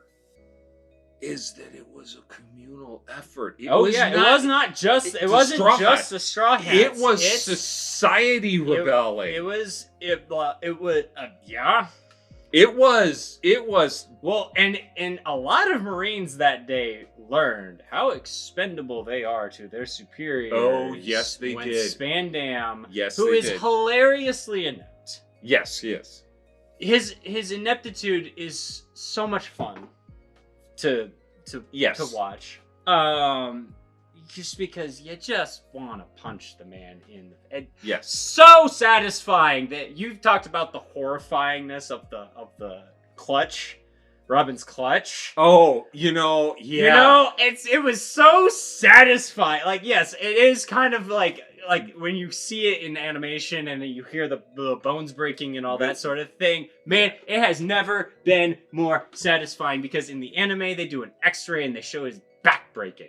In the anime, they show his back breaking, and you feel so good watching that. It's so satisfying. That's why I didn't answer your question of whether she actually breaks backs, because it's actually, we don't know.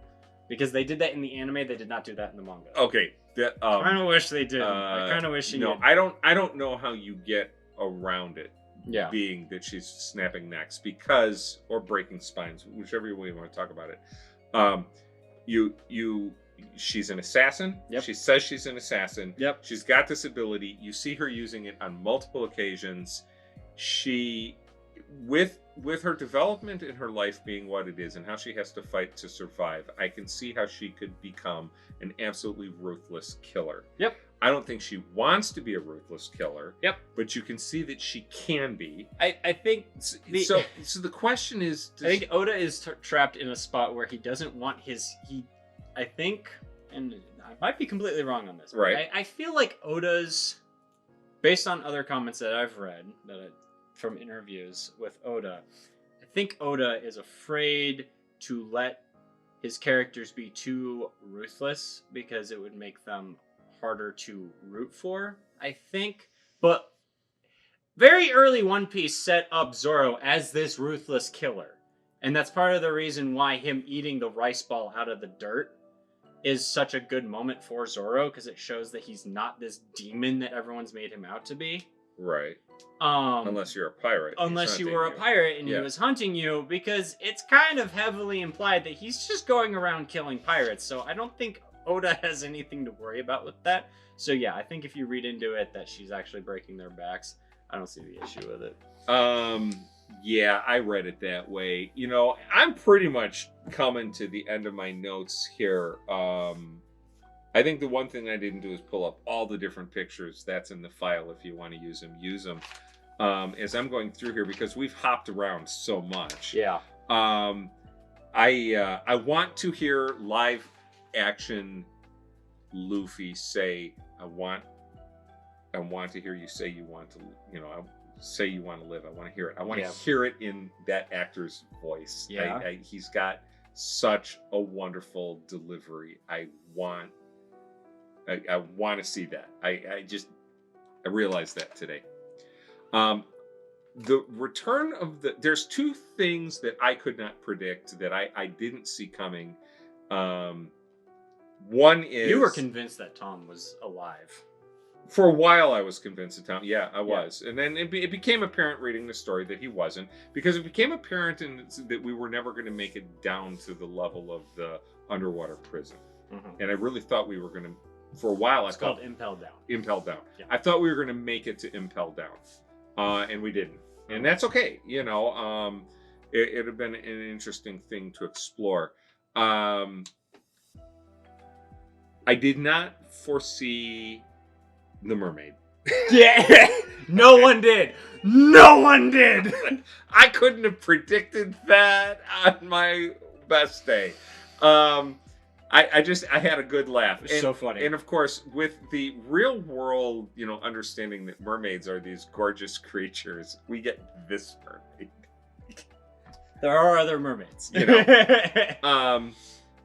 I could not have predicted the return of the merry-go. I did not. Yeah, you didn't? Total and complete surprise. I'll be real. Okay. Ball my eyes out every time Mary shows up. Okay, so... Every time the Going Merry shows up. And to save them. The very first time Usopp heard the voice, I knew that's what it was. Yeah. But prior to that moment, no. And I couldn't decide in that mini flashback, did Iceberg fix the merry-go himself, or did he get people that were left on Water 7 to help him fix it? He fixed it himself. He heard Mary. Right. Okay. And he put his hand on it, and he heard Mary. Yeah. Right. So yes. Okay. Mary's telling him, I want to go to see you one more time. Right. Because somehow she knew. but I It's a magic talking boat, and you're questioning that? Well, okay, but for me, that moment broke believability. It just did. It just broke believability. I had to make a conscious choice to overlook that. That hit the "this is too much" point. Really? Yes, it did. One man fixing a boat broken that badly? Yeah, it did. I thought you were talking about the Mary knowing that they needed her help. No, the Mary, him being able... Well, that all came in the same scene. Okay.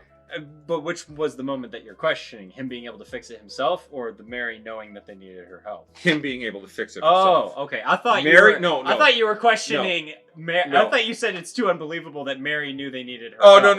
No, I didn't mean to say that. Okay. That's what I heard. I was like, okay, sure, yeah, fine. I don't care if you don't believe Iceberg could do that. I don't care. No. Iceberg fixing it. I was kind of just like, okay, this one kind of grates at my teeth a little bit. If there was a scene of all the remaining people helping him real quick put it together, I would have bought that. And it wouldn't have been a problem. Right. Anyways, it didn't change the fact that I am less angry now. I sat there tearing up through that entire section. Yes. Like we talked about earlier, the whole I can't believe that we're crying over a boat. No one can believe that they're crying over a boat when they get to this. So, holy cow. What an adventure. What an absolute tear.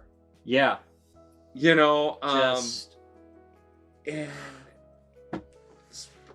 so many questions yet to be answered by the falling action and the resolution, which is apparently 10 chapters of... 10 chapters that are great. We can do them as our own video. Yep. They're fantastic. I really do love Post-Water 7. It's insane how much I love 10 chapters. Okay. But, yeah, just... So... I always forget that they don't make it back to Water 7 before they have Mary's funeral. Oh, gotcha. Yeah. Yeah. There is adorable artwork of... And it's not, obviously, it can't even be fan canon for something that comes, later, I think. But there is adorable artwork of Mary's mast sitting at the bottom of the ocean, and fish are bringing her Luffy's new updated bounty posters.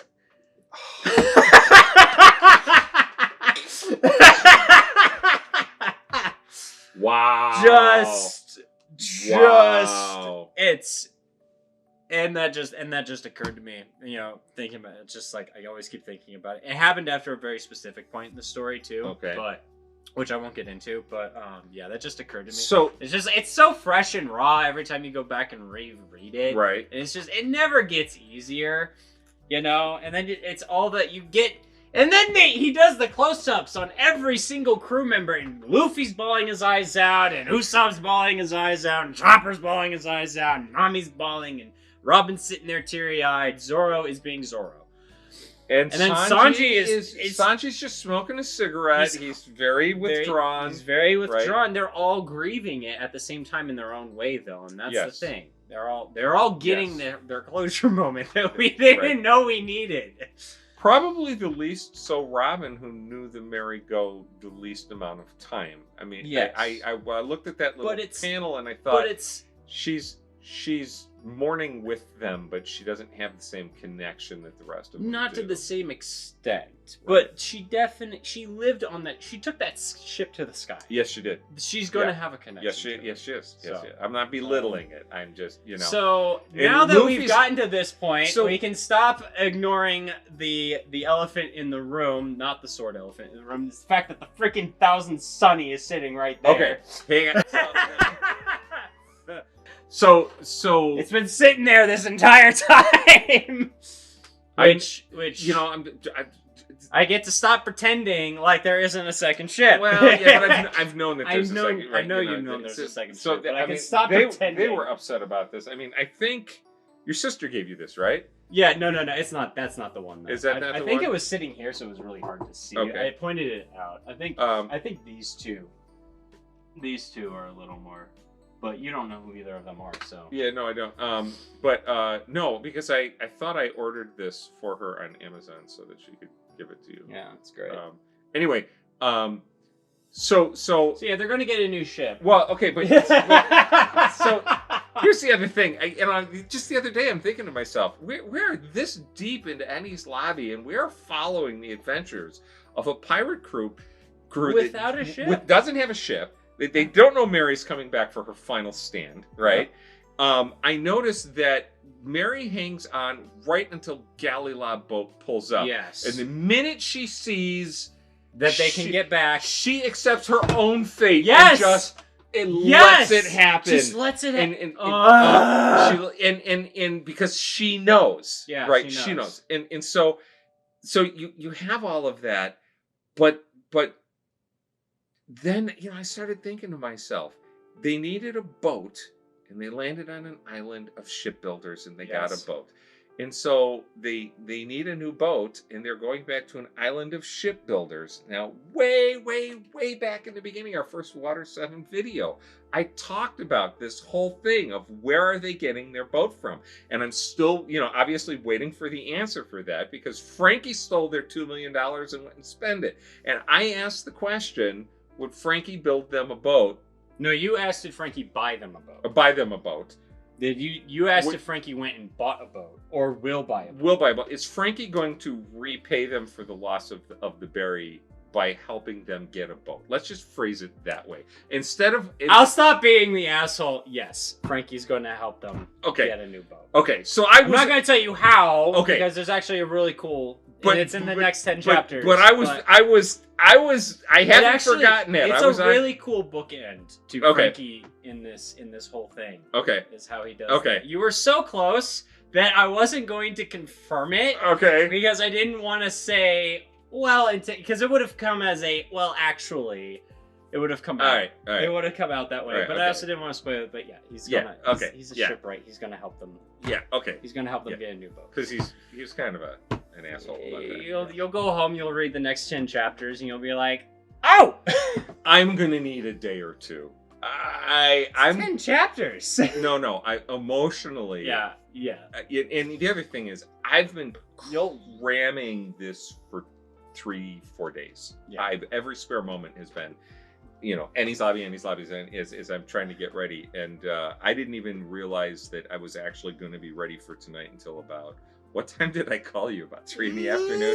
No, 2 o'clock in the afternoon. We were supposed to record a different video today. I crammed the entire Enies Lobby story into that time. I'm walking out of the house today, and I'm just remembering you as a student who was able to cram all kinds of information into your head, pass a test, and then data dump it all. Oh, I data dump everything. It's part of the reason why I'm so inconsistent at remembering stuff in this. I have to get corrected. Gotcha. It's still kind of. So I put Noah on the spot today. I called him about 2-3 o'clock in the afternoon. We started filming at 7, and we were supposed to do Spider-Man. And I said, "Hey, how about we do Enies Lobby?" I surprised myself. I finished it. So, I'm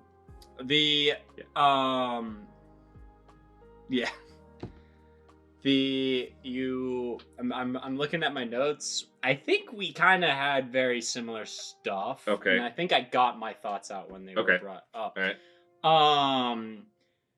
You completely called that Luffy was leveling up because you knew he had to. Sure. But you completely called it, and I was just waiting for you to get into Enies Lobby to see, because you were watching Kaku. You were watching Kaku jump, and you were watching Luffy try to replicate it, and you were like... He's practicing. He says he's practicing. Well, yeah, he says he's practicing, but you were like, he's trying to replicate it.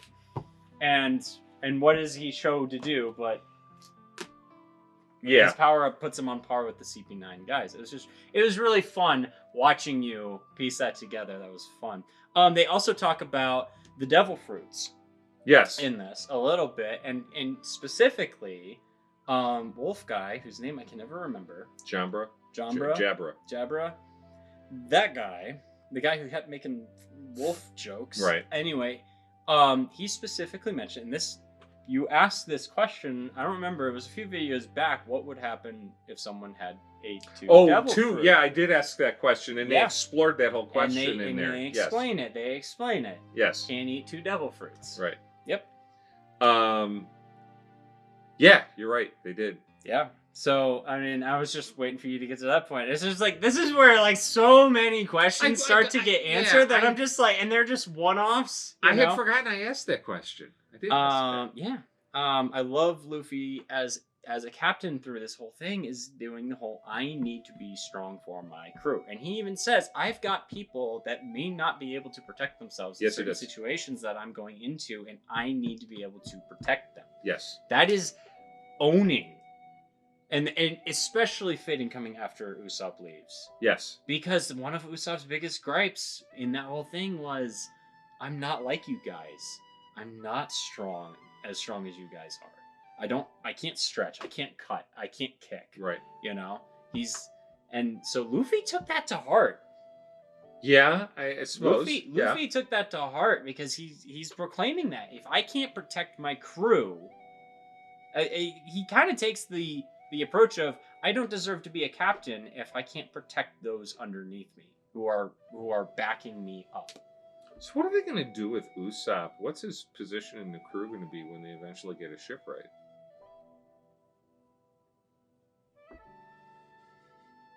Sniper. Is it just going to be sniper? Okay. Just like Zoro is just swordsman. Okay. Usopp is just sniper. Right. Just sniper. Not bad. Who's their shipwright? He's the weapons master. Who's their shipwright?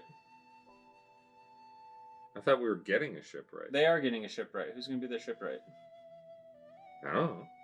You told me who it was years ago. And I did tell you years ago. I'm surprised you haven't figured it out yet.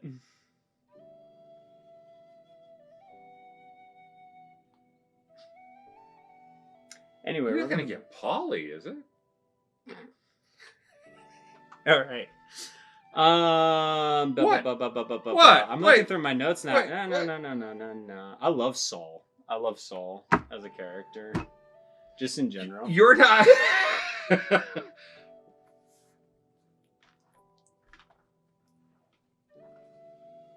I have sworn not to provide spoilers. I just figure you would have put 2 and 2 together already.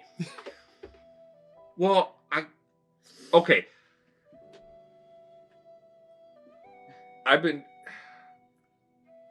I assumed early on in Water 7, when we got there, they were going to get their shipwright from this island. Mm-hmm. Okay, but that question was like forgotten a long time ago as we go galloping through this story. So I really haven't thought about, is there someone who would do it? But of all the characters that come to mind, if freaking Frankie gonna become a member of the crew? Frankie? He figured it out. Frankie! It's so funny because I mentioned it in the first video. You did, but that was 3 years ago. I know, so I was wondering. I love how you held on to the fact that I'm not sorry. He would have found out in like 3 chapters. We are. I'm just more shocked that you didn't. He got a backstory. He's uniquely drawn. I didn't think about it that way. Shipwright. I'm just surprised you didn't. I was waiting for you to say. So when does Frankie join the crew?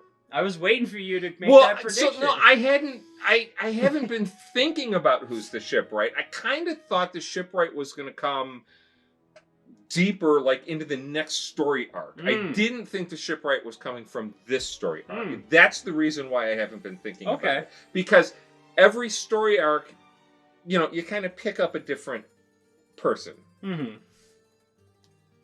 Well, of course, this would be the person to pick up the next story arc. I didn't. All right. This. Wow, I feel like you have a dunce hat in the corner somewhere that I could be putting on. Wow. Cool. Sanji's going to have to keep a soda supply on the boat with all the food. Yeah. He gave him so many quirks. He's fighting right alongside the Straw Hats. He put so much focus on him. That is so freaking cool. And I have So sometimes we get into conversations with people who are watching and leaving comments, and about spoilers. And don't worry, you you would have found out in like Yeah, no, in no, the I 10 know, chapters he joins in post. I'm not going to talk about No, it. you don't need to it's justify confirming that because this is kind of fun. This is like really fun. At this point, I think you've earned it. These are the conversations that made Mama Peaches say, "Go talk in the other room in front of a camera." Yeah. Yeah. Yeah, my train of thought just left the station. Yeah, Frankie. Yeah. So, I know what it is. Sometimes I remind people when they start to criticize you a little bit.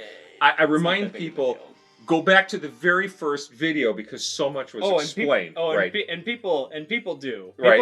It's really funny seeing people comment on that video who are just seeing it for the first time in 2025 because everyone. It was really funny. Everyone who commented on that initial video when it came out, very positive, very warm, very Yep. This is so cool. This is so fun. Blah, blah, blah. Yep. Everyone post 2022 has been says we'll try not to get into spoilers. Immediately rattles off all this. And it's like, yeah, I get it. You know, I would have changed it a lot had I done it. But at the same time, yeah, it was fun. I think what everybody, and I think one of the I reasons, never thought you were going to read this, so I didn't think I had anything to lose. I didn't think I was going to read it. In Yeah. fact, I didn't really decide to go all in until the live action. Yeah, I know. And that's that what convinced you to read it. That going to convince me to read it. And So there's a lot from that video. I have never gone back and rewatched that video. Yeah, I appreciate that because I did mention the Void Century in it, in the world government and a conspiracy and stuff. And I'm letting you. There's a lot of things I'm letting you just find, which you would have found out. And judging off this reaction, it probably would have been a really cool reveal for you to read. And Frankie, oh no, this is a real cool moment right here. I mean, this is a real cool moment. I'm genuinely, I'm kind of genuinely surprised it never. I mean, there's so much going on. I'm genuinely of all the different things to focus on in this. I was more focused on where the next ship is coming from, not who the next crew member is. The fact that we get a crew member and a ship, yes! Yes! That's fantastic! And now you just want to figure out how. That is just absolutely fantastic. You will enjoy it. You will enjoy it. That is just it's really fun. That is great. Yeah. That is great. That is so much fun. That is neat. All right. And Frankie's great. Frankie's just a great character. And he's one of my favorites. And I was really having a hard time in Water 7 talking about Frankie without giving away that he was going to join the crew eventually. Because so many times I wanted to say, and this is why Frankie is and this is why I enjoy Frankie so much, was my thought process. Right. Genuinely, we're at that point where it's out of the Straw Hats, it's Robin, Frankie, the non-Luffy Straw Hats. It's Robin, Frankie, and one who hasn't joined yet, who are my three favorite Straw Hats, outside of Luffy. Which I think is very rare because I think Zoro and Sanji are in a lot of people's top. And I like Zoro and Sanji, and I really do, but like I love Robin is by far probably my favorite Straw Hat. Okay. I love Frankie, and I love one who's shown up at 2. Okay. One shows up, and then the second from this point on. Second. Gotcha. That way they know. Yeah. No. I get it. And I didn't think I got it for a second. I was trying to figure my own language out. The 2 from now. So Enies Lobby is very. It's between Enies Lobby and Marineford are typically people's favorite arcs, in general. I think. Okay. I think in general those are usually top contenders for people. I prefer Enies Lobby. Specifically because of Robin. I love Robin as a character. I love her backstory. I love the closure, and I love the payoff. And of course, it's just a beautiful moment, and it's great. So this arc, Enies Lobby in particular, and the whole Water 7 to Enies Lobby, there's just so much to enjoy about it, and I think this is probably my favorite section of story so far. Okay. And Marineford is up there. Marineford is up there for reasons, but surprisingly, I enjoy. Am I going to have to stake claim eventually as a member of the One Piece community to rank my Straw Hats and rank my arcs? I think eventually it'll fall, but Okay. it'll fall in place. But I think you'll naturally gravitate and figure out, like, I really enjoy reading this character, or I Gotcha. really enjoy this. Eventually, yeah, I think. So I will tell you, and we didn't talk about this a whole lot. Okay. Oh, and there is one thing I would be remiss if I did not share with you. Actually, a couple things. There are some badass lines in this. Oh, there are so many Okay. badass lines in this. You've already drawn your sword, and Zoro says it's moaning that it wants to taste blood. Yeah. That is just like absolutely. Those are moments. amazing Those are moments line. where you're glad Zoro's on our side. Yeah. You Oh know? yeah. So there were a couple of Oda quotes that There's Sorry. another thing in there that I don't know if you noticed, but you asked a few videos ago about behind the scenes sketch artwork. yeah, there's some in here. There's some in Yeah, there. yeah, Yeah, yeah, I I've wanted to seen see it. if you noticed. No, it. I did notice that. I didn't do the usual of pointing out all these things. The Yeah, chapter art, obviously. the whole story of the Baroque works trying to come together, Mm-hmm. of Captain Hina capturing them, showing Mhm. her power, Mhm. right? Okay, answers a lot of that. But who was the Jaya bad guy? Skypiea. Skypiea, And rather. And now going to Making it to the moon Yeah! was hysterical. Yes! Was absolutely hysterical. Yes, I thank truly you. enjoyed that. I really did. And that is why people are convinced that he will come back. Oh, okay. All right. Because it was in a chapter cover story, people are convinced that he will come back now that you've read it. Saul picking up a ship and slamming it to the ground. Just stinking cool. That Yep. was a piece of artwork. Okay, Oda. I believe that language is difficult to hand down, and that's why we have both ancient language and modern language. In one diary from the Heian era, there is an entry that says, "The young people these days do not know how to speak well." I find it interesting that these lamentations are passed down from era to era, and so when I grow old, I intend to make some complaints of my own. Volume 42, Getting Jiggy with It.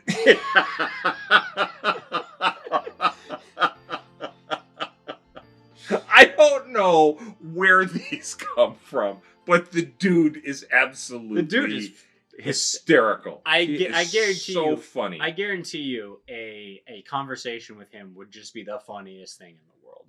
Oh, yeah. Yeah, it's got to be. And then there was one other, and I don't know if I can find it, but that was the one that really jumped out as being truly funny. And I thought I had marked them all down, and I clearly didn't. Not Zoro holding Usopp as a sword? No, that was funny. No, okay. Right. Oh, you're talking about quotes. I'm talking about the quotes. No, Oh. that one was funny. That was great. The whole idea of an elephant becoming a sword. The elephant ate the elephant. The sword ate the elephant. Yeah. elephant fruit. The sword ate. Ate, Yes. yeah. Inanimate objects can eat devil fruits. Don't ask me how it works. Yeah, I no don't one know. knows. I heard that the world's population grows by 200,000 people every day. The world is more than 5 billion people. Sometimes I think it's kind of weird how today we eat meat, tomorrow we eat meat, and every day all over the world most people eat animals, and yet animals never disappear. To all the animals, I'd really like to say, thanks for the meal. That's funny. Yeah, it is. These books are filled with all of those. Passing on the message, you're fired. That's great.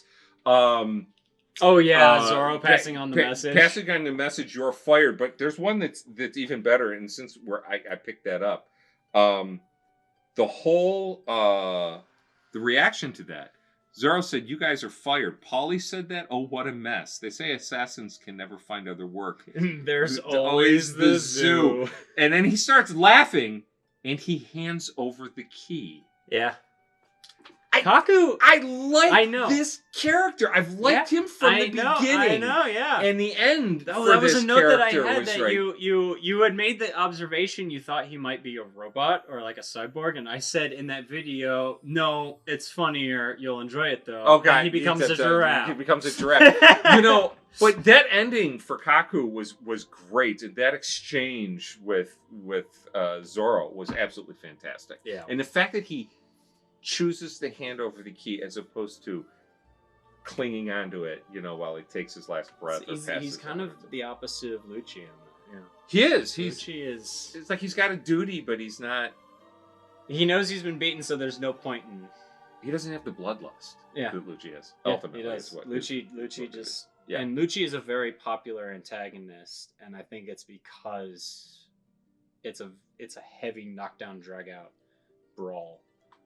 Gotcha. That pushes. It's also where Gear 2nd and Gear 3rd come into play the most. So you know. Does he come back, Giraffe Boy? Or is? All right, never mind. I shouldn't have asked. I'm sorry. I hope he comes back. Would love to see him again. It's so much You fun. put me in these positions. I'm You sorry. put me in these positions because sorry. there's only so many reactions I can give You without know- giving away the answer. You know what? I'm sorry. All right. But in that same vein, I Yeah. love that even when he was out of cola, Frankie is just like, I don't have my powers anymore. All right, put him up. Oh, The dude just stood No. there and just kept yes, he trading. did. Yes, he did. blows. Yes, he did. It's just Well, he the did dude that- just wants to and then- throw hands, and he does not care. It's vegetable juice. I Yeah. will never forget that line. It's vegetable. The whole chopper trying to give him healthy drinks instead of cola is absolutely hysterical, but it's vegetable juice. Let's laugh out loud. Yeah, Yeah. Oh, goodness. So, you know, open up the floodgates in the comments. You know, Yeah. there are no Enies Lobby spoilers. Join in. all What do the you got? Enies Lobby, but we have, and now I'm gonna add one. Okay. So we have the request. We're gonna do it here. I'm just gonna pull it up, and I'll splash it on the thing. Oh, I am okay. Rayvel commented on one of our videos. Hey Rayvel, I always love seeing you in our comments, by the way. Let's see. Do I know All what right. though? I've commented to so many people. I wish I could keep everybody straight. That profile picture. It helps me looking at profile pictures. Oh yes, yes. I have exchanged comments with that person. Yes. many times. Oh, good ones too. Yeah. Always good ones. Oh yeah, always good ones. Yeah. We love you guys. You guys are always awesome. All right, so we're gonna do this. We're gonna do this. Conversation in one of our comment sections with a lady from Greece. It was wonderful. Such a delightful conversation. That's one thing about the One Piece community that I just love. People I don't want the English stuff. never would have met in my life. I meet through One Piece. Okay, hold on. We're gonna make sure we skip ads before we get to it. Make sure this is in the original. Nope, it's not that I don't want.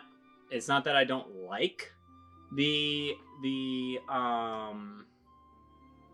I want you to hear the Japanese performance. Right. Yeah. So- No, that's fine. So I'm trying to find the. So you know, the Japanese dub. somebody in the comments said, you know, enough with the dub sub debate. I agree. Right. I like poking fun at Mom though. Well, okay, so Found it. so that's the whole thing. We don't debate or argue dub sub at all. It's I poke fun at dub. yeah all the time. you poke fun at it, but we're not I'm a jerk about it. truly debating it and arguing. Yeah, no, I don't. Watch what you want to watch. Yeah. All right, here we go. You ready? Yeah, I'm ready. 3, 2, 1, play.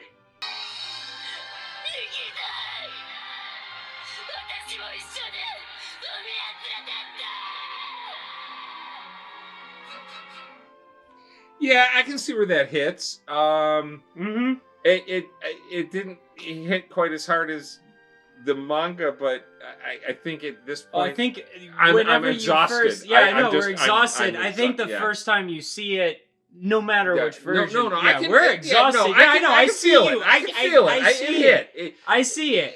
It's a but it mostly it's the performance. The performance is incredible. The performance is absolutely incredible. Yeah.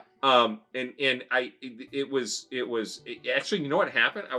You type in the word "going" in a One Piece filled search history, and it's the first result is "Going Merry Funeral." I was thinking of the voice actor in studio. Mm-hmm. What they're pouring into the microphone when they're doing that, and that's what, you know. Yeah.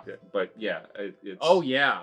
Yeah. Just the desperation in the voice. Yes. Yeah. Yeah. Oh, the whole concept of no one ever told me that I was allowed to want to live. This whole concept of needing permission to live. Yeah. It's just such a horrible. That's horror of the mind, is what that is. That's bad. Well, I'm gonna give you a 2-for-1. We're doing Going Mary's Funeral as well, animated, just because it's a gorgeous scene in animation too. So. All right.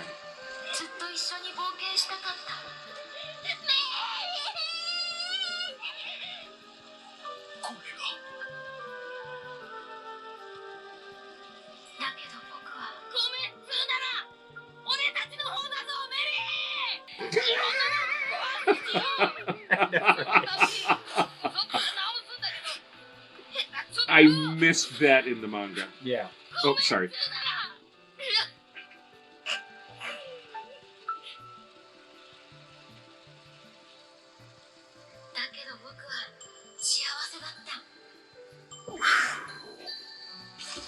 Right? Oh.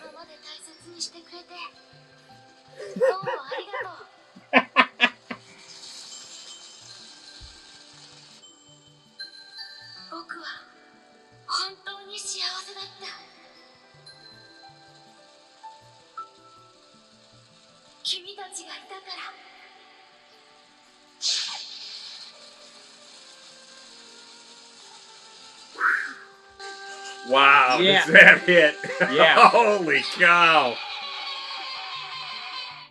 Wow. I think. Oh my goodness. To be fair, I think I Want to Live is so emotionally charged.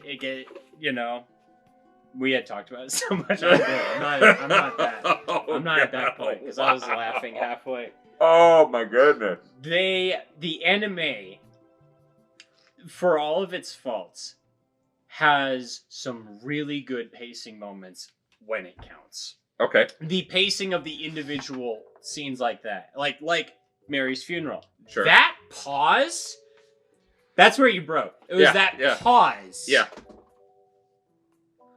Where the ship gave him time to finish speaking before hitting with the line. And then, but I was happy. Yeah. The cut to no one's else. You can't hear anyone else but the ship, the music, the setting, everything. So, and then people wanted the final words and then the sound of the flame engulfing. Oh yeah, just that. So, yes, eventually there will be a video where there will be key moments like the "Help Me." Right. And we'll revisit all this in animation. Because obviously we are getting a remake of One Piece that is more evenly paced, that should be more in tune with the manga. Okay. Hopefully it should be better paced, but there are some beautiful performances by this original cast who probably won't return for the remake. Because, I mean, the lady who voices Luffy is in her 80s, I think? 70s, 80s? She old, and she loves the character, and she stated this is going to be her final voice acting gig. Right. But, those performances deserve their credit, and they did such a good job. So, I don't know who voiced Mary, but you. But... I'm done. I can't do this anymore. I need a break. I want Post Water 7 so bad. It's going to be so much fun. It genuinely is going to be fun. It's going to be fun. All right. So, I can't wait for that. We're gonna do a couple other things. Yeah. Before then, because we've got a couple videos in the can. So. Right. We'll get this out quickly for you guys. This will have gotten out quicker for you guys. But then there's going to be a couple of our videos that we've done that'll be coming out, and then we'll do Post-Water 7. Okay. But, wow. Not quite 3 hours, 2 hours and 38 minutes according to the clock. I told you it was going to be It was going to be a long... Good, yeah. I told you it was going to be a long one. Yeah. So, wow. all right. And I think technically Water 7 only beats this out because we filmed it in 2 parts and had Mama Beaches here. Yeah. But, yeah. This was a tough one. Yeah, this one was a beast to get through. So that's Enies Lobby. Yes, it is. Thank you all so much for watching, genuinely. And if you made it this far and you want to see, and you want to see where this journey takes us, there's a subscribe button. You can hit that. You know what? Follow along with the journey, but we genuinely appreciate you showing up and chatting in the comments with us about it. Join the family. It's fun. We love reading your comments. Thank you. I'm gonna start every video with "What's up, fam?" Welcome back to you know Pork what? Chops, Rice and Peaches. We might have to. Yeah. We might absolutely have to. What's up, fam? Thanks for joining us on this journey. We'll see you in Post-Water 7. Yeah, we'll see ya. Bye.